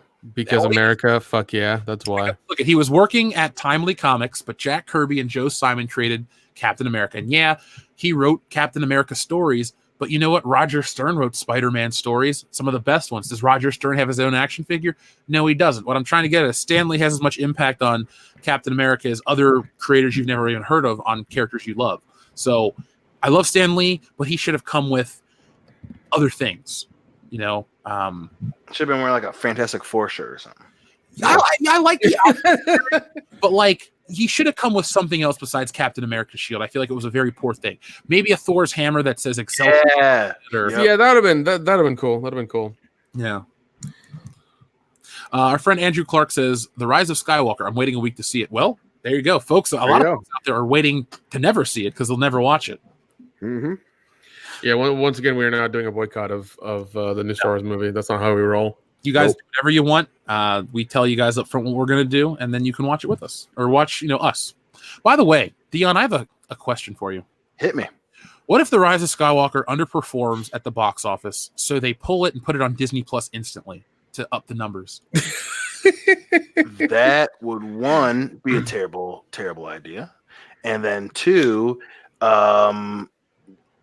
they would essentially be admitting defeat in terms of Star Wars making money, because they've bet so much on Rey being the main character. They bet so much on, Rose Tico being a main character. They spent so much on, having Holdo and Princess Leia and all this shit for them to jump it and pull it. Now, I would love to see that because, again, everyone would know that's them admitting defeat. But, from their perspective, that'd be a horrible idea because obviously they would never, ever, ever be able to save face in terms of a Star Wars movie again, outside of going and getting new people to come up with it. Mm-hmm. That would be, and I hope for that now. I really do hope for that now because, don't they have contracts with the theaters? And if that were to happen, they would be paying so much in legal fees just pulling it out of theaters all of a sudden and not telling anybody because you'd have all those theaters trying to fill in those time slots and stuff and everything. So, well, I mean, if it's underperforming and theaters don't want it anymore, that's true. Right. I'm giving you a Tuesday scenario. Okay, all right. Yeah, man, that would be. I think after a month they'd probably do that for sure, but. Man, that'd be crazy to think, but it'd be hilarious. Yeah, it'd be great, but it'd be I would expect them more to start paying theaters more to have it. But yeah, if that happened, it'd be great for us. It'd be another huge piece of evidence of how not to promote, write, and create a film. But yeah, I mean, from them, it would be the greatest scream of uncle that ever in movies. It really would. Mm. By the way, for those in the chat that are saying we should buy tickets to other movies, every theater in my area has reserved seating only. So that ain't happening where I live. They got rid of optional seating years ago. Yeah. So when we went to see Halloween, we had to sit in special seating, but no one showed up. So we just kind of sat a couple apart and really enjoyed it. Yeah, we got all stretched out and relaxed and enjoyed ourselves. Oh, yeah, it was nice. Let's see. Our friend Grand Inquisitor says, I refuse to watch episode 9. I eagerly await y'all's take and how much of a dumpster fire it turns out to be. Hail the fandom menace. Party boob for life. Thanks, buddy. Thank you, Grand Inquisitor. Love you. Yeah. Adam Wofford says, episode 9 runs and everything, but at the end we found out it was all just a daydream of a kid with autism staring into a snow globe. Damn. Oh, just like the end of St. Elsewhere. Yeah. Oh God, it's the lesser movie's all been the fever dream of Broom Boy.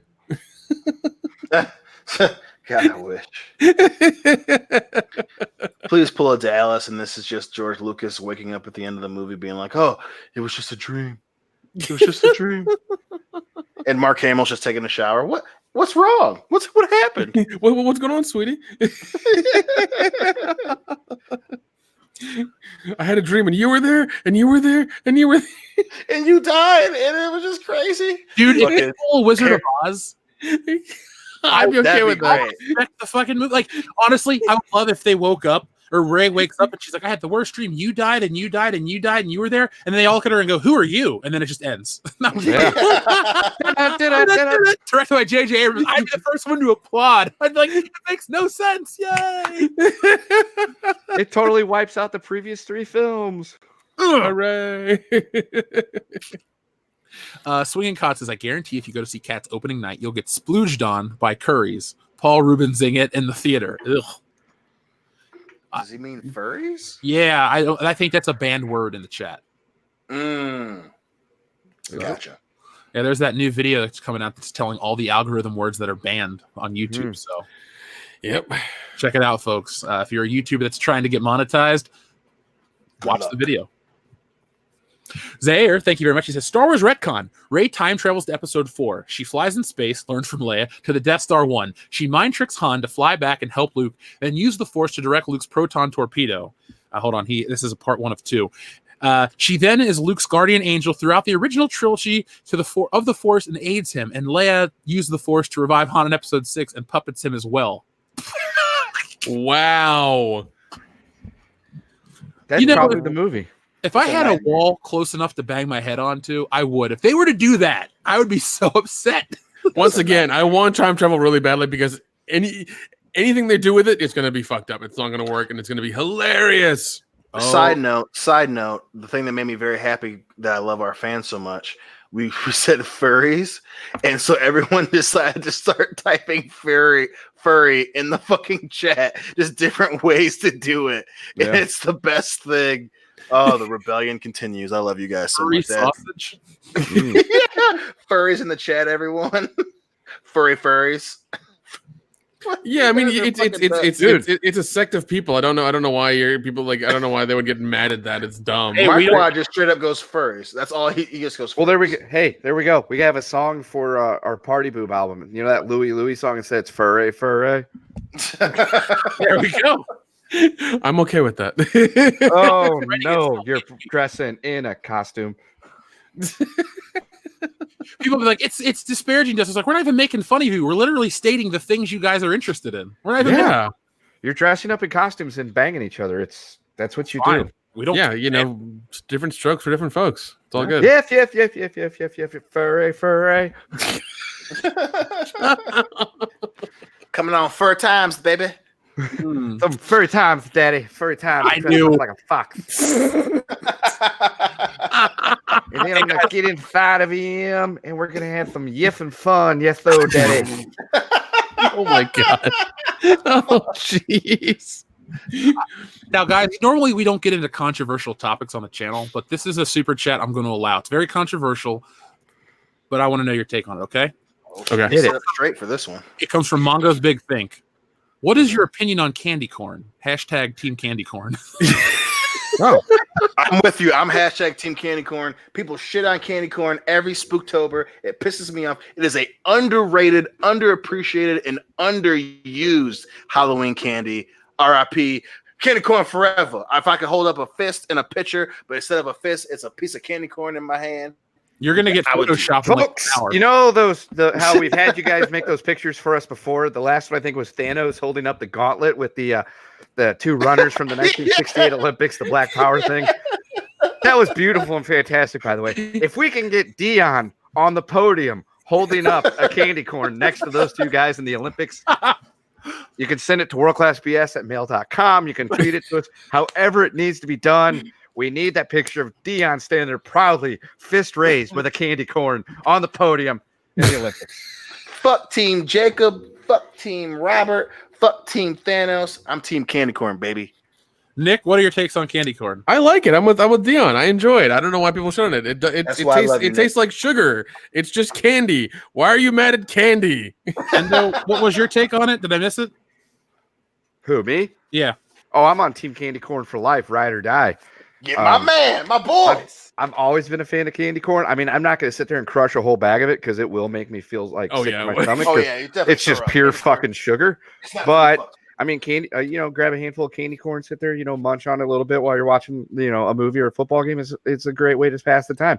I'm assuming this whole hating on candy corn is just another cool way of hating on pineapple on pizza.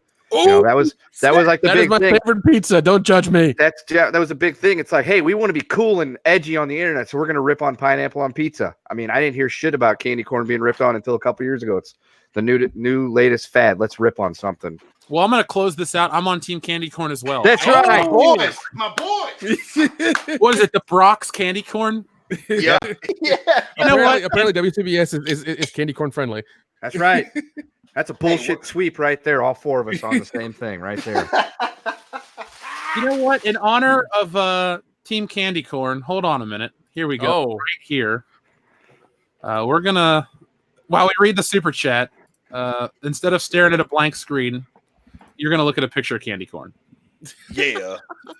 There we go, guys. We're Team Candy Corn assemble. There we go.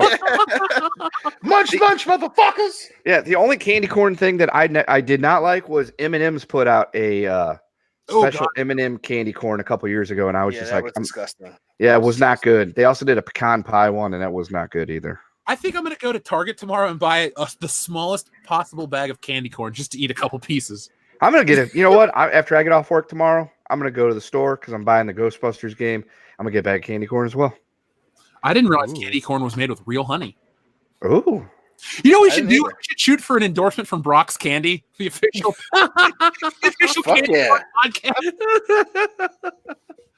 Could you imagine it's like, World Class Bullshitters brought to you by Brock's Candy. They're the only people that are shit. Candy corn made with real honey. Yeah. We're not gonna honey dick you. This stuff is good.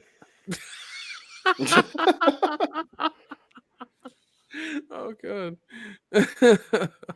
That's wonderful. So Miguel Olmo says, what's funny?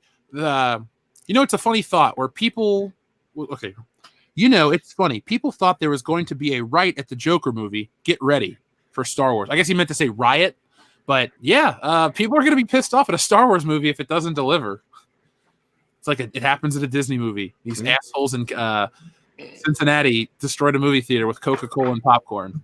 Yeah, and candy corn. And candy corn. Fuck with my Star Wars, you get put on the list. Zack Snyder's on the list. JJ, your ass is in the goddamn batter's box. You know what we do, folks? If you're gonna go see any movie, make sure you take your candy corn with you. Yeah. Yep. Yes.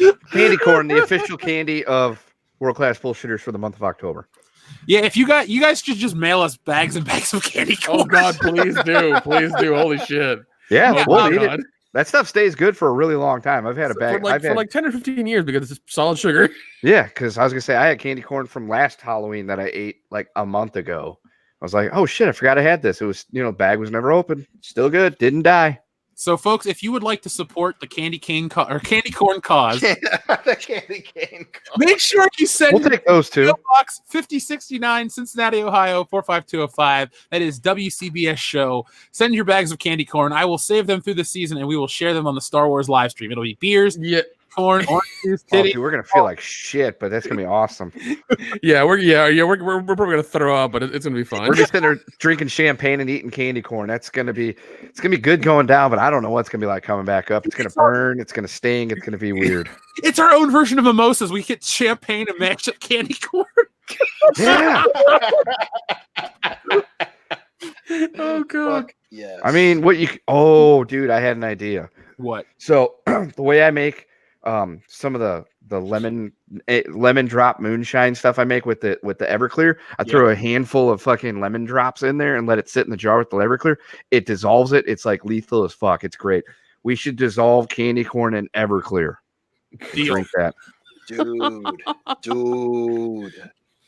We'll also You crazy son of a bitch, you did it. I know. Drink pumpkin spice lattes. Well, I don't know. They'll still be around in December. That's okay. I'll get the powder mix. Okay. For us. Basic as hell, but let's do it. That works, man. That works. Let's see. We read Zayers, we read Mungo's Big Thing, we read Miguel. Okay, Carl Page says if they bring back Toby to Spider-Man, they should just pretend that Spider-Man 3 didn't happen. Hell, it could even be a joke in the movie. Yeah. I'll be okay with that.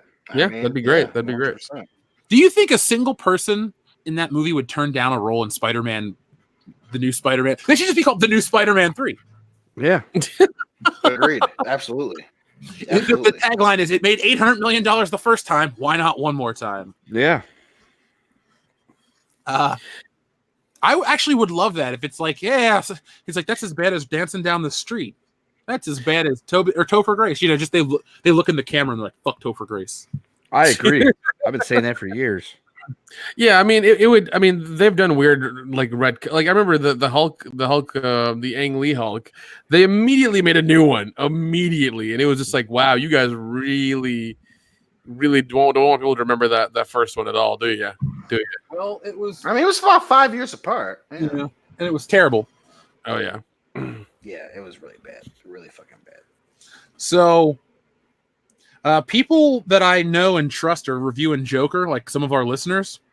And one of our listeners says, Joker, let's see. It just said it's glorious, violent, and horrific, and it's great. All right. I can't wait. So, I love it. I love it. So let's see. What else do we got? Zaire, we already read his second part. Andrew Clark says, would MCU Spider-Man be better if it was Ben Reilly? I will respectfully disagree and say no, that would be a terrible choice, not because of your opinion, but because Ben Reilly is a clone, so that opens up we have to have Gwen Stacy die, then we have to have Dr. Miles Warren bring her back, and clone Spider-Man, and Spider-Man has to kill the clone, then an undetermined amount of time has to go by, and then the clone comes back. So, logistically, it's stupid, but I'm not saying anything bad about you, Andrew. I'm just saying I think any non-Peter Parker Spider-Man wouldn't work. It worked Into the Spider-Verse because it was multi-dimensional, but trying to share like both, inner universes and stuff in the regular Marvel movies is too confusing for a lot of people. I think Endgame, if you would have led in with that movie as an Avengers flick, you wouldn't have billion-dollar pictures. I think a lot of times with this movie, they bought in because it's the end. So you could introduce it when you already had people hooked. But I don't think multi-dimensional inner space travel and all that stuff. Well, space travel's fine, but I don't think that would work. Yeah. McKinney90, thank you very much. He says, honestly, listening to these Dream Spider-Man movies is making me dislike the MCU Spider-Boy more, to be honest. There's so many rich characters within Spider-Man's universe that they would either ignore or ruin. Yeah, I agree. It's pretty accurate. Can you think of a Spider-Man villain that you haven't seen yet that you'd like to see? I picked Scorpion earlier. I'd like to see Hobgoblin. Yeah, that's my choice. Tombstone for me. I really want to see Tombstone or Hammerhead for sure. So you want to see my Spider-Man movie? I never said I didn't. I just, if that's the one, if I gotta pick one, hell yeah. I'm just saying you would definitely have to introduce Tombstone and Hammerhead and all that stuff in the same movie because I don't think they're strong enough to carry. Oh, you bring. I think if you do it right, I mean, if you were to do Tombstone similarly to how you did it in the game, where he's a fucking crazy person, maybe even make him a little bit bigger than what he was drawn in the comic book. I think he would be strong enough.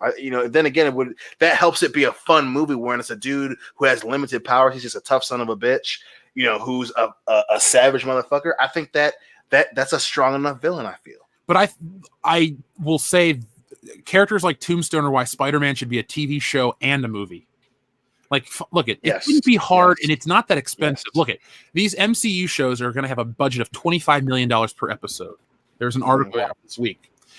It's not out of the realm of possibility to hire an actor, or just if you need Tom Holland, I don't dislike him, but let's say you get rid of Tom Holland. Let's say he doesn't want to play it. You find a guy that looks like Peter Parker, and you sign him to TV show deals and a movie. So what you do is in the fall, you have a Spider-Man show on a streaming service, and it has, 13 episodes or whatever.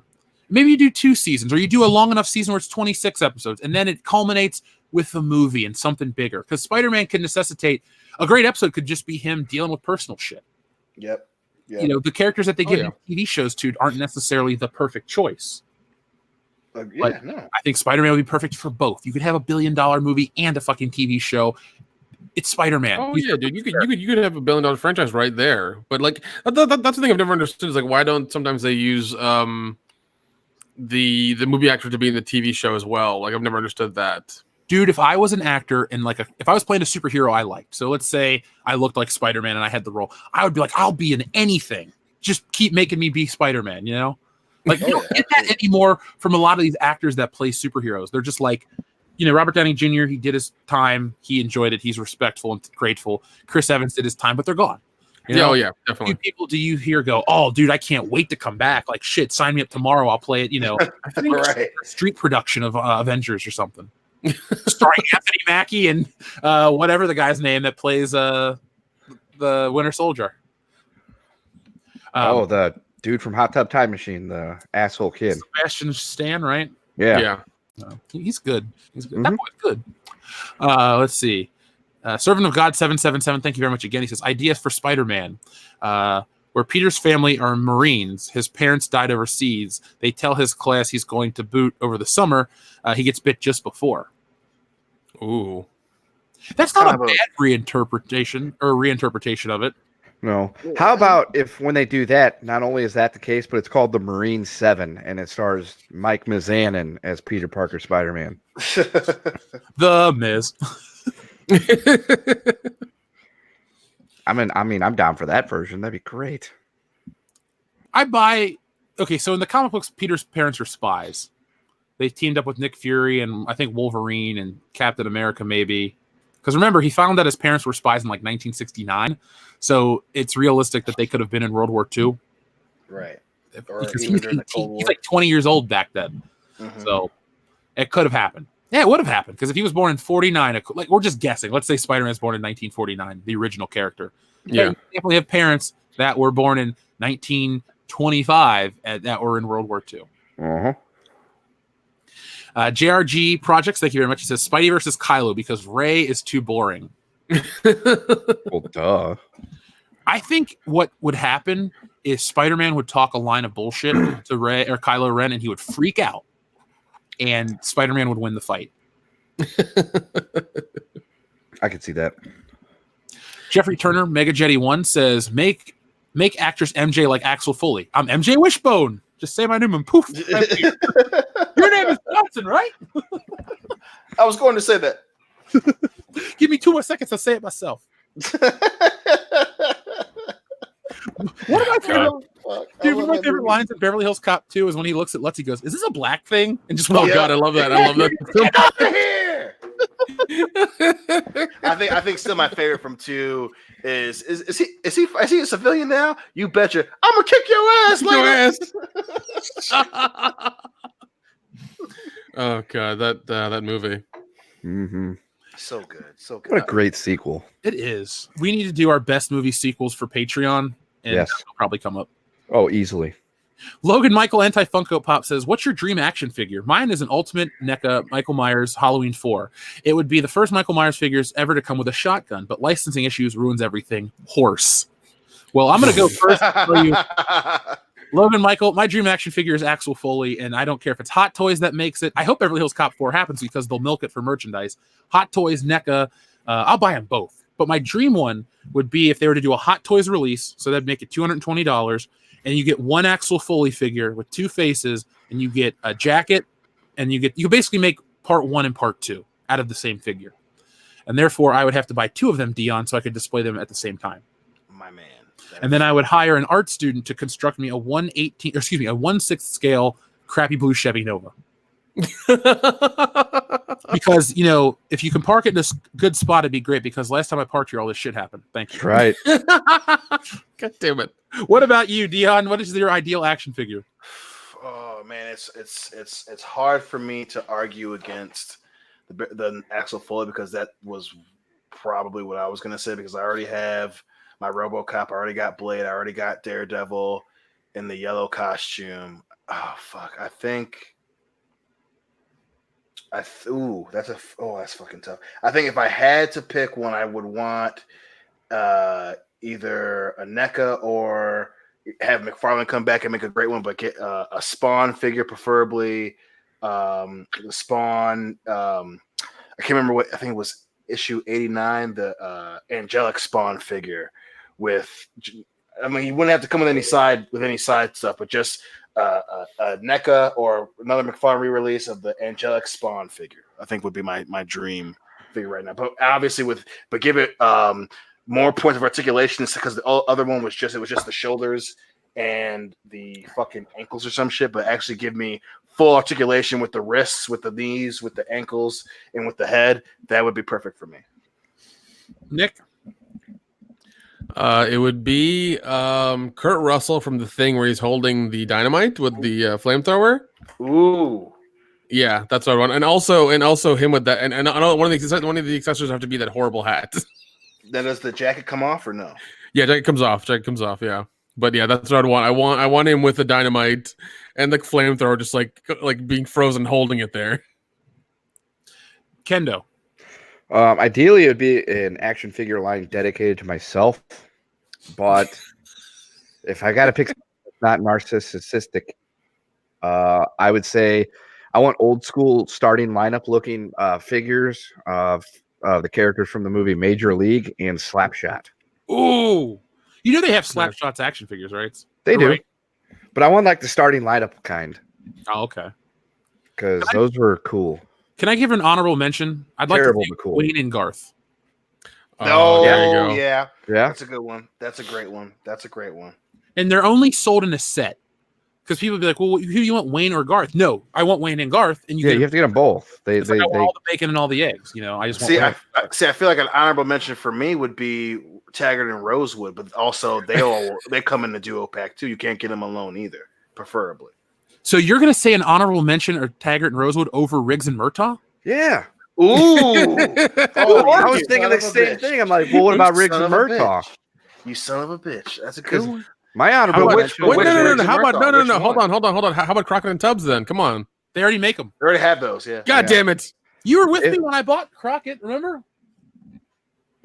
Oh yeah, I forgot about that. How about this for an honorable mention? It's a 2-pack. You've got in the 1-pack you've got John McClane and Jesus, and in the other one you've got the Gruber brothers. Jesus.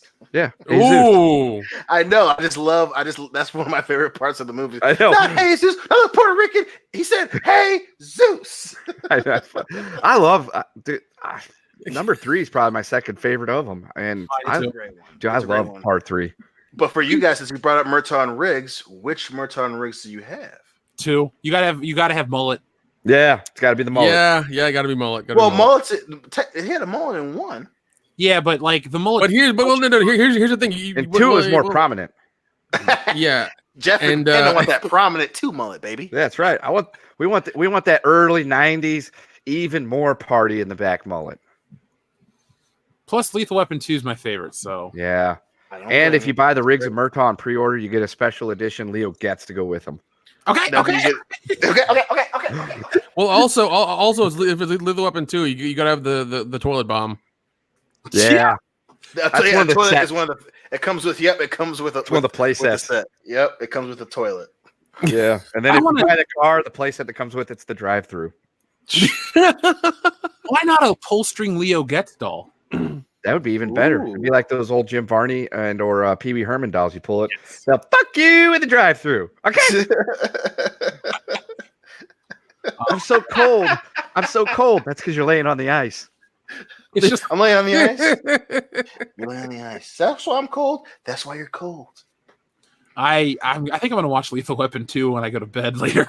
Make sure my phone is fully charged because I'm gonna lay in bed and watch Lethal Weapon 2. It's on Hulu. God, I love those fucking. Oh, God, so good. Dion, we should have beers and cheeseburgers and watch Lethal Weapon when I come back. Yes, motherfucker. Of course. Put kids to bed. One of the days we're in Cincinnati, why don't we just do all 4? That's completely fine with me. The day after Star Wars, we're gonna need to cleanse the palate.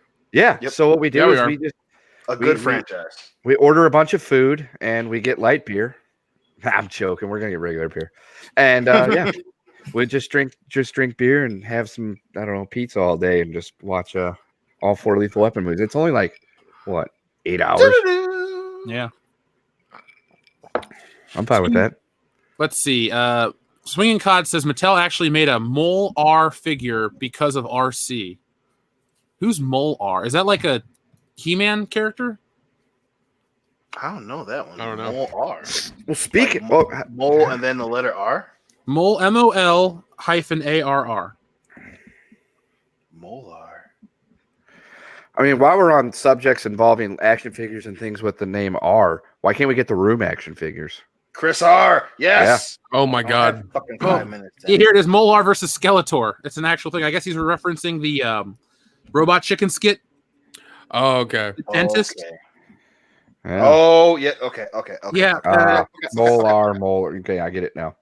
it's $70 on Amazon. Nice reference. +1 reference. That's only 50 on. There we go. Shit. If I had a He-Man versus Superman 2-pack, maybe I'd get that one.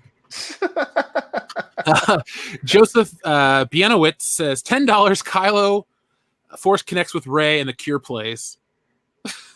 Oh fuck. Which song though? I will always love you. Yeah.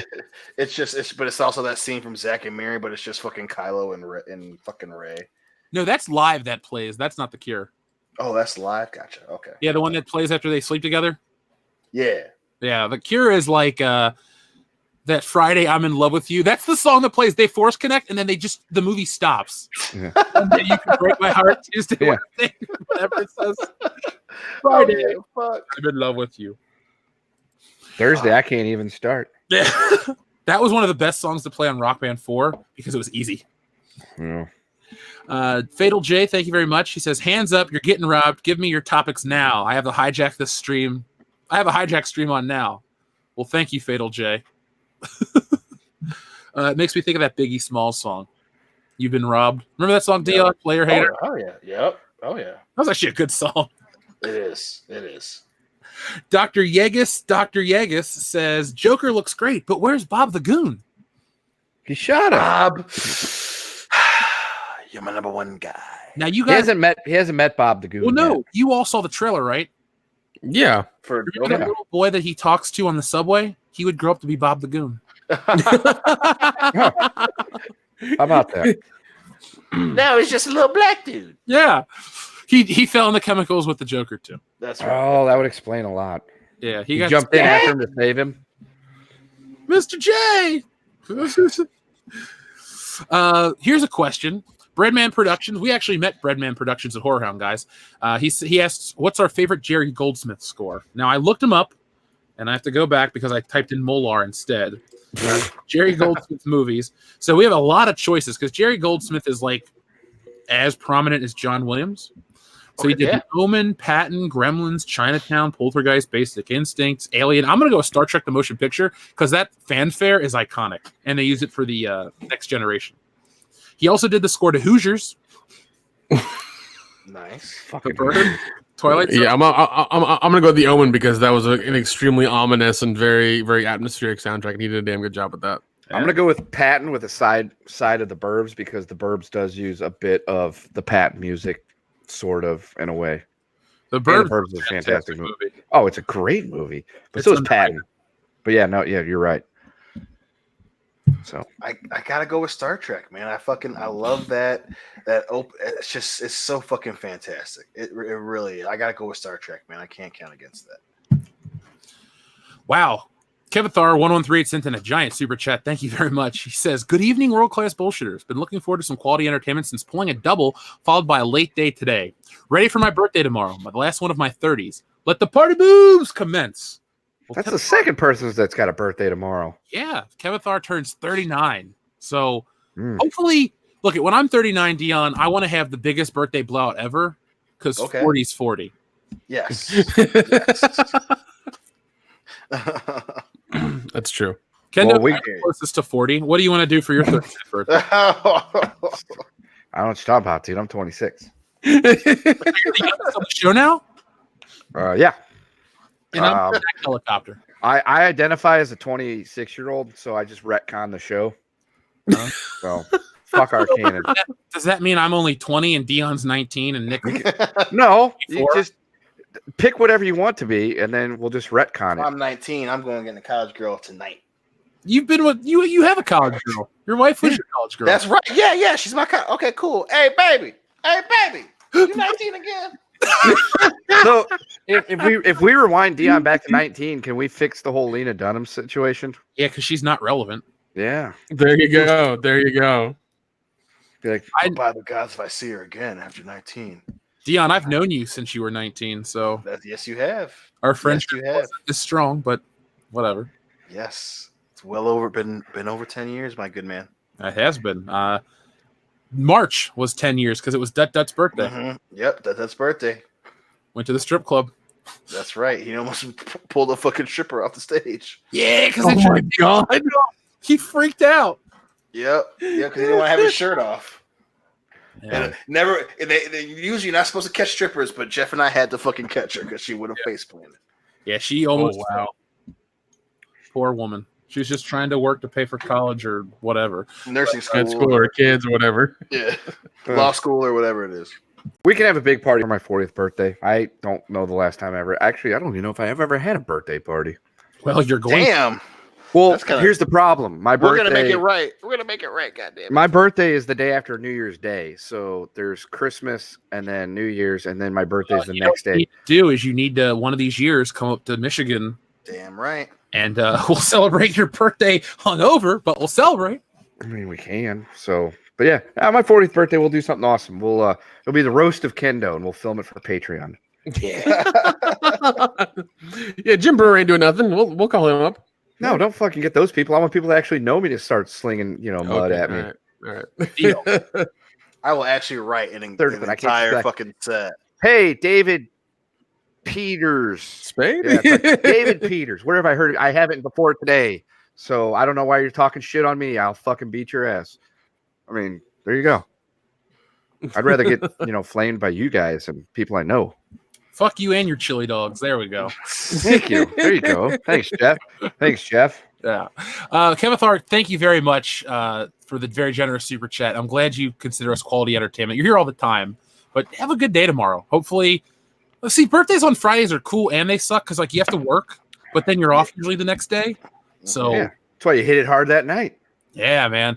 Go have a couple drinks and think of us. Listen to an old episode. Yeah. Do what Dion does when he drinks. Picture Ray naked. Oh, you. Yeah, and he wears noise-canceling headphones and has the Balkan Skull theme playing. Yes, that goes off at 4:30 in the fucking morning. Oh my god! I'm sorry. Hey, you know what? You finally said it. It's cool. The funny thing is, you and I were the only ones that woke up. Nick and Brian slept straight through it. I don't know how. Well, that's because okay. First of all, I can sleep through anything. That's true. Brian banged his head alarms 40 times on the goddamn table. Okay, trying to just move around. I'm sorry, but that was the funniest thing. I'd hear thump. It's like, dude, why do you sleep with your head under the table? You can sleep the other direction. Fucking long-term Because tactics are not his fucking strong suit. Yeah, that's why Lape. That's why Lape is Lape.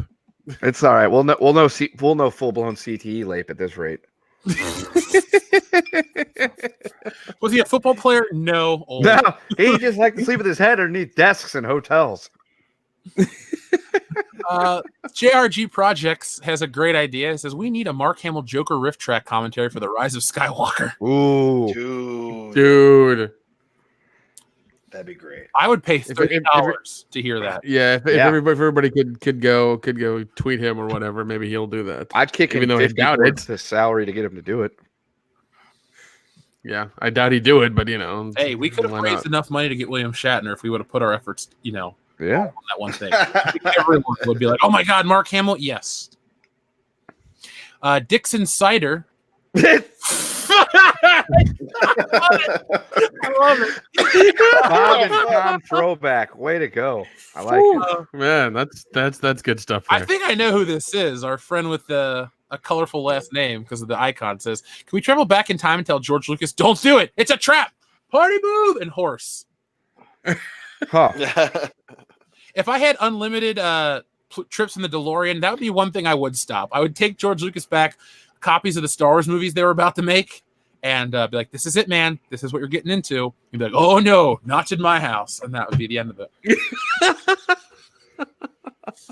Servant of God 777 says, "The goose make me glad to be a Christian.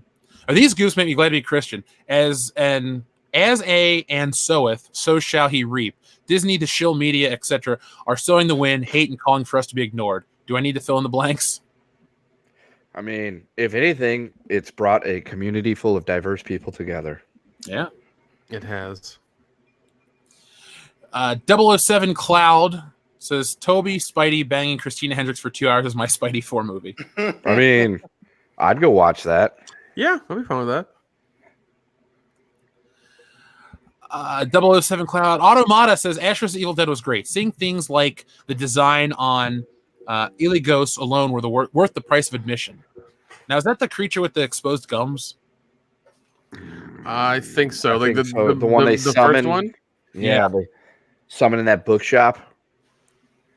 Yeah, I think that's it. I think that's it. Yeah, that show was fantastic, dude. Like from the moment I watched it the first time, I was like, "This is exactly what I've wanted out of this franchise that, hasn't been there since Army of Darkness." Yeah, Man, it was great. it was a solid 3 seasons. If people had supported it financially, it would have been more. But That's it. The thing is, people screwed up, like where you said, like, oh, they don't want to support. I don't want to sign up for Stars for 3 months to watch it. The last day that they show the episode, they show them all. You sign up for 1 day, you pay $10. You see, it right there. Because they were doing 7-day trials. Yeah, Lord me, I watched season 1 for free. Yeah, just do the 7-day trial. Just do that. And then season 2, I paid $10 and watched it all in 1 day. And then I went and bought the Blu-rays. I still haven't watched season 3 yet, but I'm going to buy that Blu-ray tomorrow. Yeah, it's a wonderful ending, and it involves he goes back to a small town and does things there. It's great. Let's see. Stratos Radio Blues says, slight spoiler. I was liking the new Evil Dead remake until the first Deadite being died via toilet cover. Each one was a boss fight in the classics. Yeah. I'll give you that. And I don't think you really have to put spoiler alert for a 6-year-old movie. Yeah, no. Respectful to your fellow audience members. Spoiler alert, in Gettysburg, the Union wins. What? I know. It's a good movie, but what the hell, man? I haven't even seen that movie yet. Damn it. Star-studded cast and everything. It's great. The book's good, too. You ruined it for me. Thanks. I'm sorry. Dark Wizard 83 says the rumor mill is now that there is no time travel, but Palpatine is alive, and somehow there will be a battle between Rey and him in a repeat of Return of the Jedi. Oh, where she what? How is he alive? Like what the fuck? I might actually cry if I see that. And it won't be a tears of joy. No, there's too many questions, Dion. Just too many questions. Too many questions. Fred Richards says, did you get my email? Kendo, would you check our email? I will look right now. Plus, I got to check to see if anybody's got the trivia question. I think that's what he is talking about. He might have been the trivia person. Oh, okay. What's the name on it again? It comes from Fred Richards. That's the screen name. Fred Richards. Pinion says, World Between Worlds, then Dominic Monaghan as Ezra B, and Palp and Darth are from before New Hope. Dom looks like Ezra. Ezra is destined for greater. So Dominic Monaghan is the guy from Lord of the Rings, right? Yeah, and a Manchester United fan. Okay. Okay, yeah, cool. Yeah. I don't know much about Rebels enough to... I don't know. I know I'm the only one that's seen like nothing of it, but Dion, has your kid watched it by mistake?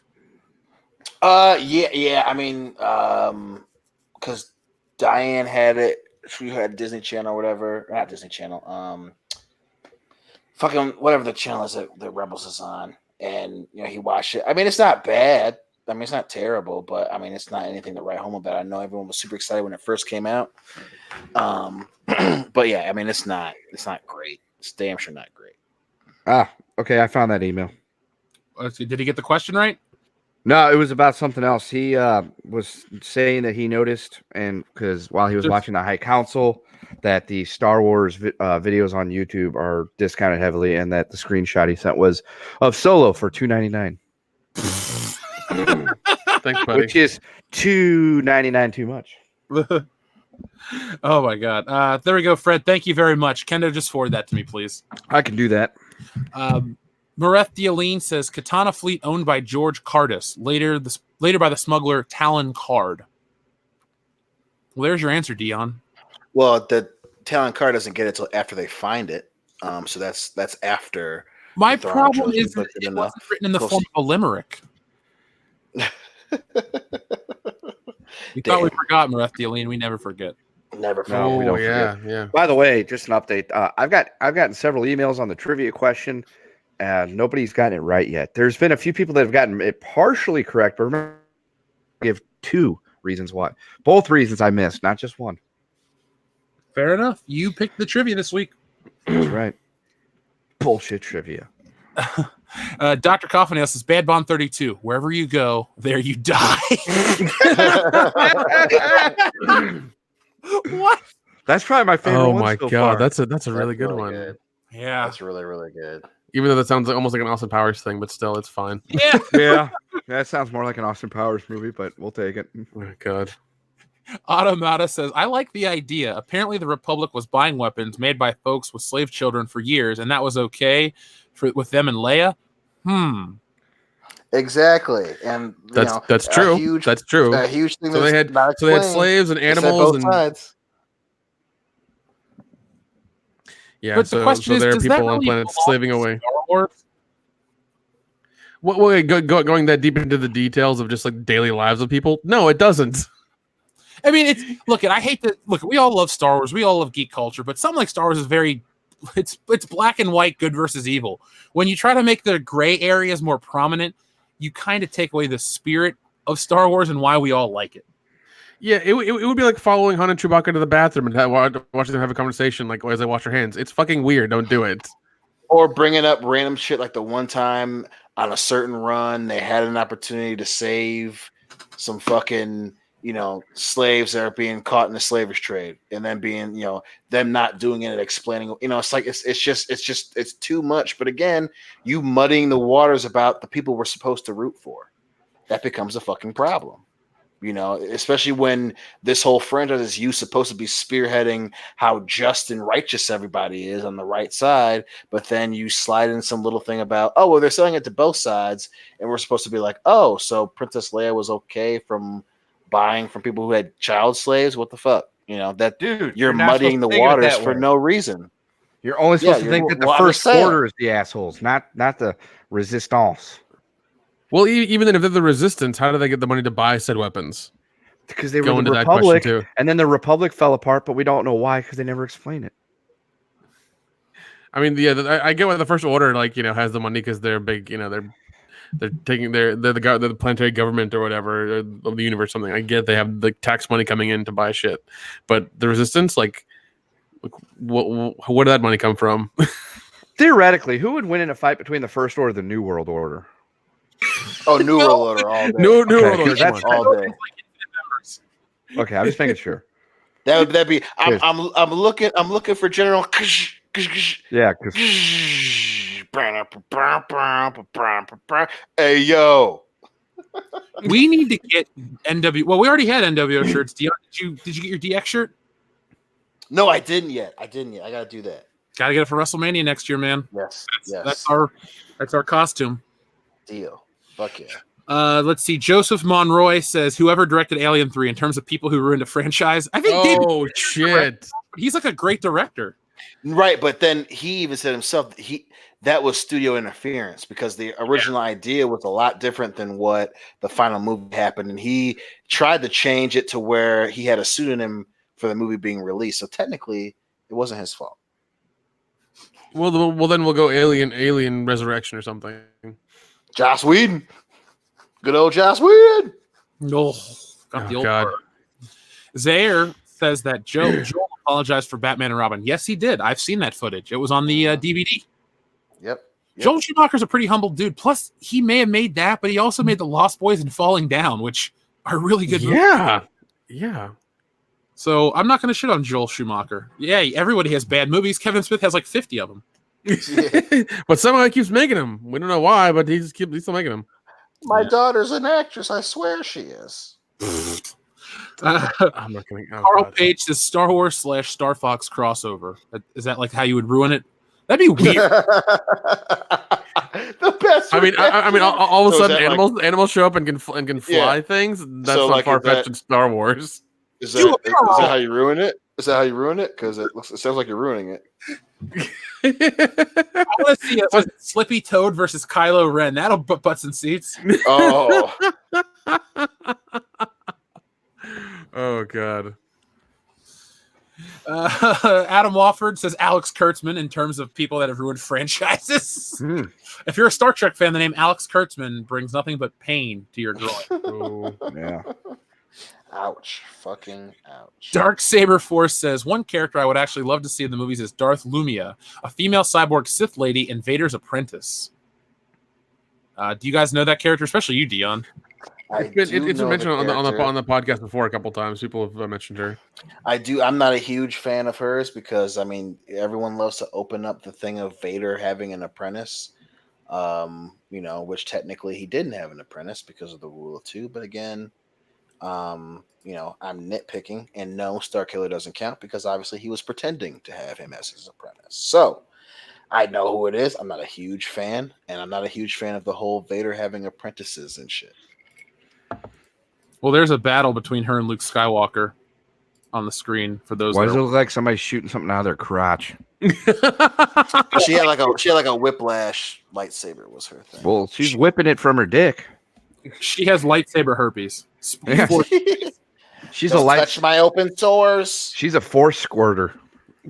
I mean, that sounds awesome, actually, when you put it like that. She's Space Cytheria. Yeah. Cytheria. +1 for the reference. Fuck Yeah. Yeah, there we go. Anyway, moving on. Seed Fan 85 says J.J. Abrams, Star Trek, and Chris Chibnall with Doctor Who. Yeah, they ruined Doctor Who, and they ruined Star Trek with those. I would say though, Alex Kurtzman did more with the Discovery stuff because there was some fun in the first two Abrams Star Trek movies. Overall, the more I watch the second one, the more it makes me mad. But at least there were some decent moments. It seems like Discovery is just all a dumpster fire. Yeah, it's just, again, when you're starting from a place where you want to get a message across before you want to have a good story, that's what fucking happens. Yeah, when you want to have when you want to preach something in your movie, that's when you've already screwed up. Let's see. Dustin Rogers says, I'm late, but I will wait for a recap. So basically, Dustin, quick recap. We talked about Joker for a minute, but we talked about the Star Wars time travel, how old Star Destroyers from the original trilogy are popping up.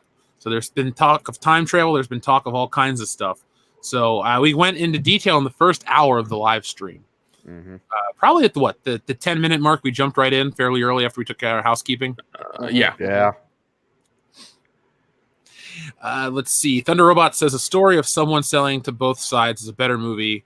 Where is that story? That is a better story, but is it a better Star Wars story? No, because that would be weird. I mean, if you were selling to the Jedi and the Sith, that might work. That might be a good Star Wars story, but even then, that's kind of weird. Well, you wouldn't sell to them; you would sell to opposing armies. But yeah. If you're selling to, I mean, it doesn't make sense. I mean, that'd be a good movie, but not like a Star Wars movie. Yeah, Lord of War in space. I mean, it would work if the rebels didn't know it, and then there was a emotional. There was an old Star Wars kids magazine, and they had to go buy X-wings from this guy named Vors Vahorian or something stupid like that was his name. Mm-hmm. And I just remember that. And at first they were trying to sell him empty shells of ships, and they fought or something. This was 20-something years ago. Sorry, I don't remember. But I think a lot of people, because of all the EU stuff and all the other ancillary content, they just kind of forget the spirit of Star Wars. And it worked in Rogue One, because you had to see that the rebels had to do terrible things to get that. But if we did a whole Star Wars movie based on that, I just don't know. Maybe an anthology, if they do anthologies anymore. If you're going to do some type of story like that, I think you would have to salvage it as to why characters that have explained to be good people are going against their morals. You can't just have them do something that you've been conditioned to believe and then not explain it. So obviously, I think the only way to salvage that, you'd have to have a Few Good Men-esque moment in the movie where someone who's part of the rebellion is buying fucking weapons from these people, and then the rest of the rebels find out about it, and then they court-martial them, whatever the case may be. You can't just have Princess Leia being okay with buying from fucking slavers. That goes against the entire character that you spent 40 fucking years selling to the fan base. It just wouldn't make sense. So you'd have to have some, like you said, emotional breakthrough for all the characters where they all say, hey, this is wrong. We can't fucking do this. And just doing things for the sake of doing things because they might sound good is what got us in the fucking problem before. We go on and on about why it's not explained how the fucking how the rebellion became the fucking resistance. That's a huge part of the story that needs to be explained. You can't been explained. You can't tell it now, and we're not supposed right. to. Exactly. You have to explain it. And yeah, without some type of a Few Good Men-esque scene, two great actors going at it, one trying to justify it, one saying why it's wrong. You can't just throw that shit in there. It's you're begging for more fucking problems. Well, dude, the way Star Wars starts out with the crawl, and it tells about the battle between the Empire and the Rebel Alliance and how they've just got their first victory and they're running away with the plans. Like we come into the story middle of the way, but we already know who the players are. Right. Trying to get this introduction of all this crap. Star Wars movies have always kind of just started in the middle of a progressing story, like Empire. The Empire's hunting for the rebels. It's not like we start in a boardroom for 20 minutes where the Imperial generals are sitting around a table discussing their plans about the probe droids. They just drop them in the middle and they fight them right away. The story goes. There's not a lot of fat on the original Star Wars movies. Even A Return of the Jedi, which is probably the slowest to start in my opinion, doesn't really have a lot of fat in the beginning. No, it doesn't. And once it picks up, it goes. And the movie doesn't have a pacing. Those old movies don't have pacing problems. When you get to the newer ones, they're just pointless scenes. Well, and the other thing too, the problem is the original trilogy was the starting point. So you have a lot more freedom when you're at a starting point. You don't have to necessarily do a whole lot of explanation. And even so, even in A New Hope, they do have little tidbits. Obviously, the Skrull does a great job. And then even when they're on the Death Star, explaining, hey, the fucking Emperor, he dissolved the Galactic Senate. Everyone's going to have direct control over their territories, and we're using the Death Star to keep the systems in line. That's a quick explanation that makes a lot of sense without overly explaining it where it becomes a handcuff to the film. When you have the new ones, you already have 6 previous movies. You have to explain it because this is the 7th movie in a franchise that you've clearly stated it is a part of. That's a whole new problem. So when you don't do a good job explaining something, you have someone watching a new startup point with zero context. No matter what Lucasfilm or what the apologists want to say, The Force Awakens is not the starting point. You do not have the freedom that you had when you came up with Star Wars originally, A New Hope. You don't have the freedom that you had with Episode 1. Episode 1 obviously was the 4th movie, but it was before the other one. So you had another starting point where you had a little bit of freedom. Even though they say, hey, the Jedi have been around for 1,000 years. This shit is happening on Naboo. They sent the Jedi, the New Republic, who listen to the Jedi, send these 2 negotiators over there. There's an explanation. In 7, that's where they fucked up. They wanted it to be A New Hope so fucking bad. They forgot, hey, we have 7. This is the after point. We have 7 fucking movies. You have to tell a complete goddamn story when it's the 7th movie in the goddamn series. That's basic storytelling 101, and you have fucking J.J. Abrams who fucking couldn't, I don't understand how he missed that. You have 7 movies before this. You can't just plop it. It's not A New Hope. It's a separate thing. You can't do that. God damn it, man. Fuck. Yeah. Like, it's not. It just drives me insane. It's they wanted it to be that so bad, and they fucked it up. It's the 7th movie. You can't do the same thing that you did with the first one. That's not how sequels work. Swinging Cod says Carl Manhurst is running to make me a sandwich. I would trust her sandwich. Damn. You want a good-looking statue? Look up the Captain Marvel premium format statue. It's fantastic, and she looks more feminine and strong than the plank of wood. Okay, I'll look that up real quick, since you mentioned it. Let's see. Captain Marvel premium format statue. Why not Captain Marvel pregnant? Ugh. Oh. Nobody wants that. Let's see. Is it the one based on Brie Larson? No, that's a Sideshow doll. When I type in Captain Marvel premium format statue, it gets me from the comic book. So she's got the haircut. But, this one does look better. I'll show it to our audience. You guys can tell what you think as we close out our show. Speaking of that, saying Sideshow, that could be her new name for Sideshow Larson or Sideshow Brie. Because she's really not the main focus, but she thinks she is. She's just a sideshow. She's an embarrassment. She's going nowhere. Oh, yeah. Let's see. Jeffrey Turner, a.k.a. Mega Jetty 1 says, when I think superhero, I think Superman hovering. Yeah. Yeah. I also think of Superman standing on the side of the wall when the guy's trying to steal the gems in the first movie. He's like, hello there. And the guy drops, and then Superman goes down and catches him. Yep. Yeah, that's a good one. That's a good one. Oh, what a great movie. Let's see. Dustin Rogers says, if you don't thumbs up, Anna will be sad. Well, Anna will be sad. I'm sorry. She can tell it to me tomorrow. Etep Wakoyan's place to be reviewed says, Hail Muff Daddy and crew. No episode 9 for me. Nope.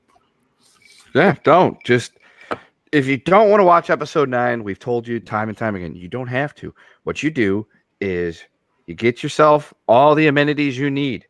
Because that night on Thursday, I think it's December 19th, we are going to go see that movie. Probably about 8 o'clock Eastern time. We're going to watch it. We're going to go back to where we're going to be staying. And we're going to do a review of it. And it's going to go into the very wee hours. Hell, we might see the sun come up. Yeah. And you can spend that whole time with us. So get your drinks, get your, whatever it is you need. Taquitos. Get your candy corn, Doritos, Chiba, whatever is your deal. You get that. And you just party with us all fucking night. Don't watch the movie. Listen to us talk about it. That's all you got to do. That's all you got to do. And, hashtag run with Harriet. Good job there, Grand Moff Inquisitor. That's true. Darth Fatass says, let's see what's on tonight. Queens of Naboo, followed by C-3PO and R2 present Probing Droids. And then it's supposed to sound like that. Amon Calamari sex head video. Huh. I'd watch. I mean, that sounds better than most networks, Thursday night lineups. Yeah. Oh, yeah. That's why we're here, to save you from the monotony of terrible network television. Mindless Entertainment says, Jeff, we're breaking up. Candy corn is gross. Except for the kind. That's okay, I guess. Well, that's a shame, Jeff. I hate to hear about the demise of your relationship over candy corn, but we'll get you a really nice thotty to take your mind off things. Dion, get on the horn. That would piss her off even worse than the candy corn. Wait a minute. You had some sideshow bitch? What the fuck? Sideshow Brie. Oh, She's a Giants fan? Fuck that. No, Dion. We get him a Cowboys fan. That'd piss her off even more. Ooh. a Dallas Cowboy cheerleader that's literally sleeping with the enemy. So there you go. All right. We'll make a few phone calls, Jeff. We can make this happen. We can do this. I believe in us. Yeah. Modalicious says candy corn is the gay cousin of Joe Biden's enemy, popcorn. What does that even mean? I don't know. So many things are said in that statement. I have no idea what any of it means. I know. Popcorn is Joe Biden's enemy. Idiots. It has a gay cousin. Candy corn? Oh, fuck. Sounds more like a stripper cousin. Candy corn. That's true. TLJ Screwjob says, how do you find out which candy corn tastes the best? Separate the whites and the blacks. Oh. Wow. We at World Class Bullshitters do not believe in candy corn segregation. No. The shade. All candy corns are created equally and should be together. Yes, we do not believe dream. in segregated candy. I have a dream that little dark chocolates and little white chocolates can play together in my belly and be judged not in the content of their color of chocolate, but how they taste. But by Amen. it'd be the content of their nougat.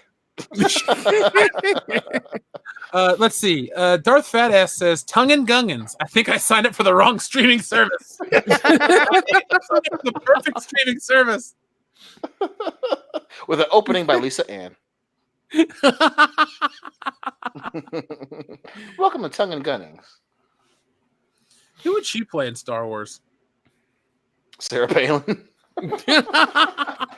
Oh yeah, That's a Star Wars character now. it could be now.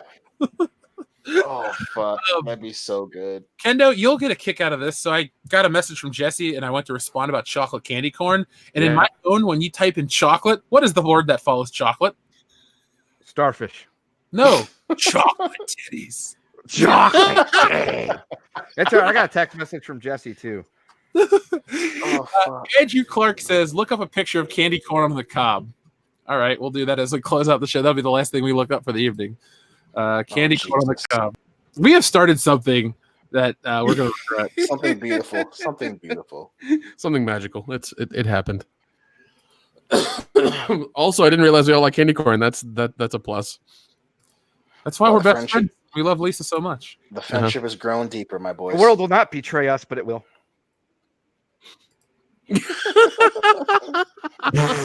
That looks delicious and diabetic at the same time. I think it's Jesus Christ. That just is that cookie dough holding it together? Yeah, I don't know.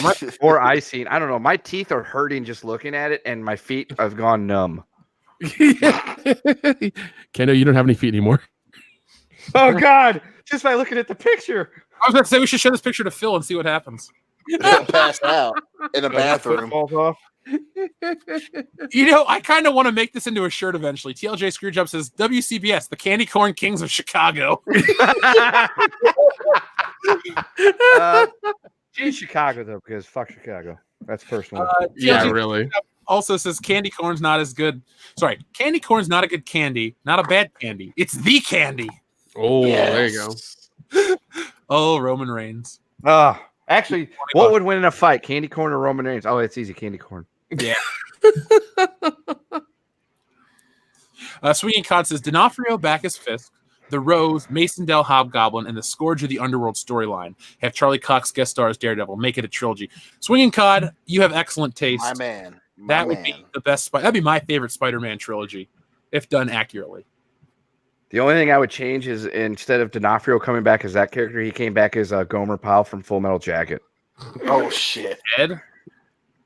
Well, no, he's still alive. He's like an undead Gomer Pyle from Full Metal Jacket. They can make it work. I'm glad you thought this one through, buddy. They have the technology. They can make it happen. That's right. They can rebuild him. His head's gone, isn't it? Nah, just part of it. The top half. But see, that's what makes him an excellent zombie because he's got no like brain to destroy. We're just sticking with the Kingpin. We're going with everything Swinging Cod says. Yeah, that's fine. Darth Tico says, just picked up your package. Hef, dude, the surprise was awesome. You're the best. Party boob! Well, Darth Tico, thank you for being a patron. And that company fucked up your t-shirt, so I sent you an extra one. So there you go. Glad you enjoyed Jeff's package. Yeah. I sent him the old GTA one that we probably... Oh, wow. That's an oldie but a goodie. Yeah, everybody loves that shirt, man. Everybody loves that shirt. Do you think I should update it with just us, but like action poses of us? Yes. Okay. I mean, did you really have to ask that question to get that answer? Because you knew what it was. I think I'm going to redo all the images on it, too. Because, Nick, you deserve eyes. Yeah. That way, at least Channel Dad calms the fuck down. Yeah. He'll buy one, though. He's the only Schlocktoberfest shirt owner. That's not true. Oh, wait, you bought one. I bought one, too, just so he could stop. Because every time he was always like, I'm the only person who owns this shirt. So I bought one out of spite. I like spite purchases. Yeah. Grand Inquisitor says, Rudy is the best Goldsmith score. Tryouts for the win. Oh. I've only seen Rudy once. It's a great movie. It's the story of Loudy. Oh, wait. No. Loudy's short. Rudy's short. Loudy wouldn't be able to get into Notre Dame. Notre Dame sucks. So there's that. You angered like 3 of our listeners. They just left. They're like, Notre Dame sucks. I'm out of here. Never again. All right, the Gomers will get over it. They'll go hang out with Manti Te'o's girlfriend and they'll be fine. I understood that reference. 777 says somebody started GoFundMe to throw Kendo an awesome birthday party. Sure. Yeah, why not? For 40. We'll get cases of Cristal. The week before his birthday. Yeah, we've got a few years We'll to be have a able to GoFundMe run for like stockpile 5 cash years on or that so, one. whatever. So, Gonna be a crazy ass Yeah. time in Golden Corral. dude, I don't go to the Golden Corral. Hey, you're only 41s, bro. Why not live a little? Yeah, man. No, because dude, if you eat at the Golden Corral, you might not live much longer. It's like a Hoosier dining experience there. And Metal Mutual, you'll be fine. although one time we did decide to see what we could do to the chocolate fountain, and I took some bunch of popcorn and shrimp and stuck them on that skewer and stuck them in that chocolate fountain. Ew. Oh my god. It was an interesting tasting experience. Oh jeez. Sire J Longstroke says, "Enjoy some drinks at Black Sire's Outpost. Cheers." Well, we're gonna we'll go have like, I don't know, one shot for $19 at the Star Wars Galaxy's Edge bar. Phew. What we do is Good we God. rip shit on Ham, and then we go to Star Wars Galaxy's Edge, and we get kicked out of the park. Well, I like here's that. a weird Fine. thing. There's like a documentary or something on Hulu about Star Wars Galaxy's Edge. I think it's on Freeform as well. It's really weird. I don't know why I haven't watched it, but I don't know why it's on there. It's strange. I have seen it too. I don't know if I want to watch the commercial. Yeah, it's. I mean, I don't know if it's just like a walkthrough of Galaxy's Edge, or if it's just like I don't know what it is. Honestly, it's just very, very strange. It's popped up, and I was like, oh, that's interesting. I mean, we'll have been thrown out of worse or better places than that, so I'm not worried. Dude, if we get thrown out of Galaxy's Edge or Disney in general, that'd be hilarious. Dude, we would go from being legends to super legends. And don't worry, guys. We would be gods. We'll just make sure we have our World Class Bullshitter shirts on. And our hats and our hoodies. Should we have hoodies when we launch our store? Yes. Yes, absolutely. American Myth says, I don't know. What does World Class Bullshitters? This comes from American Myth. What does WCBS think about Mark Hamill's controversial tweet this week? Hamill was really helping those opening weekend ticket sales, right? Dion, you're up on the Twitter sphere. What's up with Mark Hamill? I actually did not see what he tweeted. Let me see if I can find it. Like the pro-choice tweet from the other week. No, here's the paraphrase version of it. There was some kids that were related to our current president dressed as Star Wars that characters. one. Okay, all right. And he said he took advantage of the. He said something to the effect of, I don't remember exactly what it was, but he was ripping on the kids because of who they're related to and that they shouldn't be allowed to dress like something like that. If I'm wrong, correct me in the chat. But essentially, he was taking a shot at the president, and the kids were his targets. Yeah, it was something like that, and it was just kind of. I mean, like politics, whatever. It's fine, but they're kids. They're kids. Yeah, dude. Like, come on. Don't fucking take shots at the kids. Okay. Let's see. Let's see. Ivanka Trump.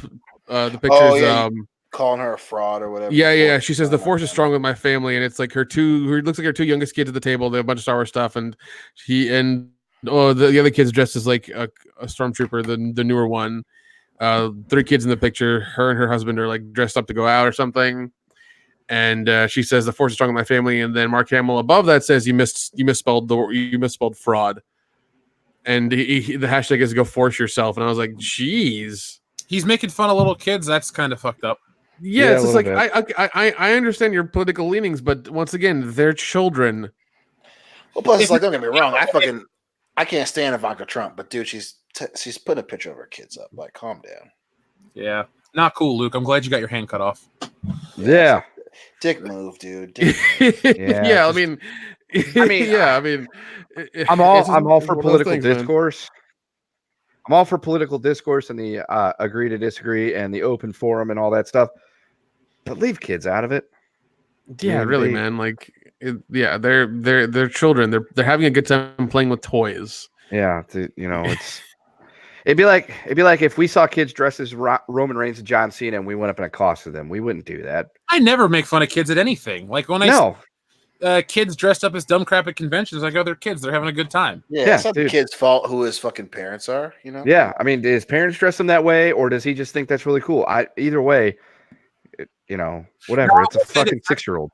I've seen quite a few grown men dressed as John Cena at a Best Buy, and I've made fun of them.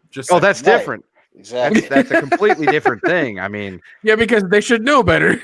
yes, that's right. You're 38 years old. You shouldn't be dressed like John Cena. Hustle. You clearly don't look like you hustle. A grown man knows not these things. Yeah, and plus, we can see you. We can see you. That's right. We can see all of you. The whole. Never mind. Sam Rex, real quick. The email. Our email is worldclassbs@mail.com. Thebestmail.com. But yeah, the Star Wars Galaxy's Edge thing on Hulu is Star Wars Galaxy's Edge Adventure Awaits, and it's celebrating Star Wars, celebrating Disney's new land that begins Star Wars to bring Star Wars to life. The first episode is NPH looks like talking about Star Wars Galaxy's Edge. Yeah, there's only one episode up right now, and it's really weird. From what I was gonna say, from what I understand, the adventure doesn't await because there are no lines.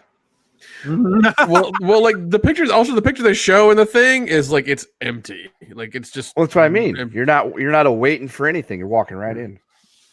Yeah. So I think they're. I think they're really really trying with that.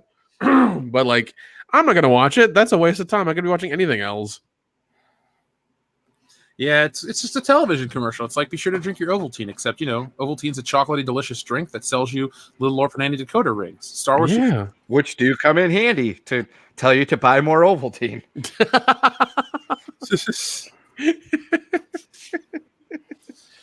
Let's see. Adam Walford says they should have done the Thrawn trilogy instead. Well, yeah, Adam Walford, they should have, but they should have also made that movie in like 1999. Exactly. Yeah, you can't make it in 20. It's really the Thrawn trilogy 30 years after the fall of the Empire. That would make no sense. In my alternate reality, there would be no prequels. They would have just made Star Wars 7 and 9 in 1999. And there also would have been Indiana Jones 4 in 1993. He would have went to a city of Atlantis. Just saying.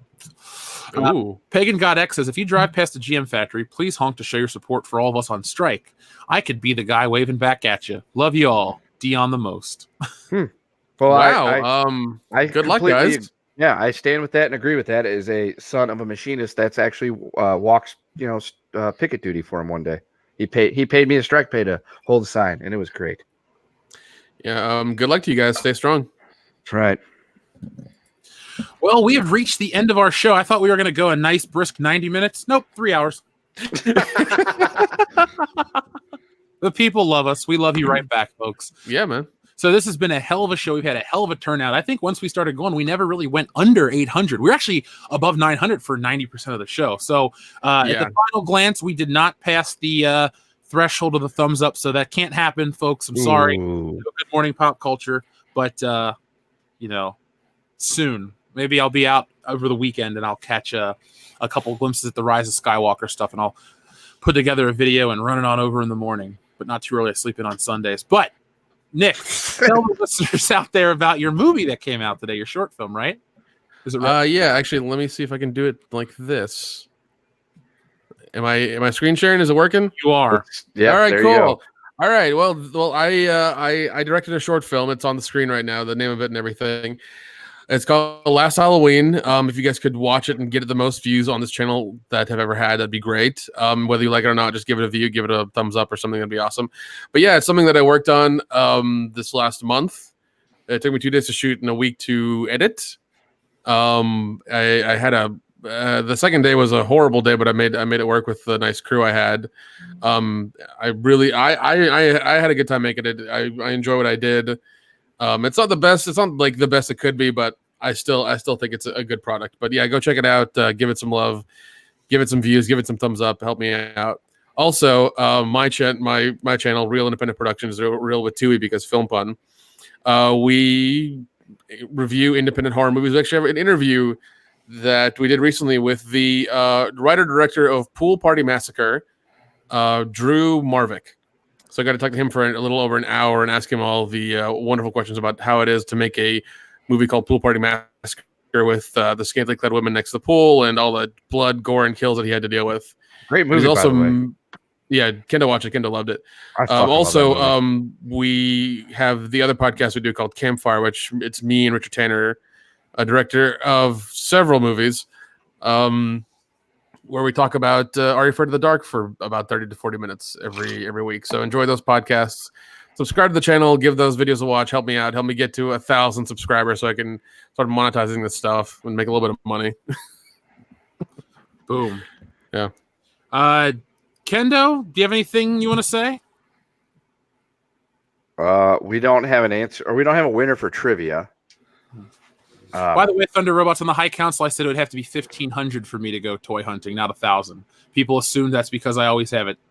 So it was 1,500 on the High Council, not 1,000. Because we had like almost 2,000 watching, so we didn't reach the number. So nobody got the email right. No, I've gotten correct answers, but I haven't gotten both correct answers, and that was the stipulation. You have to give me both correct answers, both reasons why I had to miss. I've gotten one of them, but I haven't gotten them both together. Should I just change it and let's see if we can figure somebody out right now? Well, yeah, we can do that. I actually could give you two winners then if you want. Well, no, I was just going to go with a new trivia question. The first person to send it. Oh, that's fine. You can do that. Wait, hang on. I got. What's Dion's middle name? It has to go directly to the email, worldclassbs@mail.com, with the headline trivia question October 3rd. You have 2 minutes, and you get a free Battle Angel. Yes. So I'm gonna say our outro, and we'll check the email in the next 2 minutes. So, folks, this has been. Oh, Dion, did you have anything you wanted to say? Sorry. Thank you, boy. I appreciate that. No, I don't. Just pagan God. Stay strong, brother. Love you back, man. Good luck. Do it to it, baby. Let's see. So, yes, we did not. Let me check the number again one more time for the thumbs up. We didn't.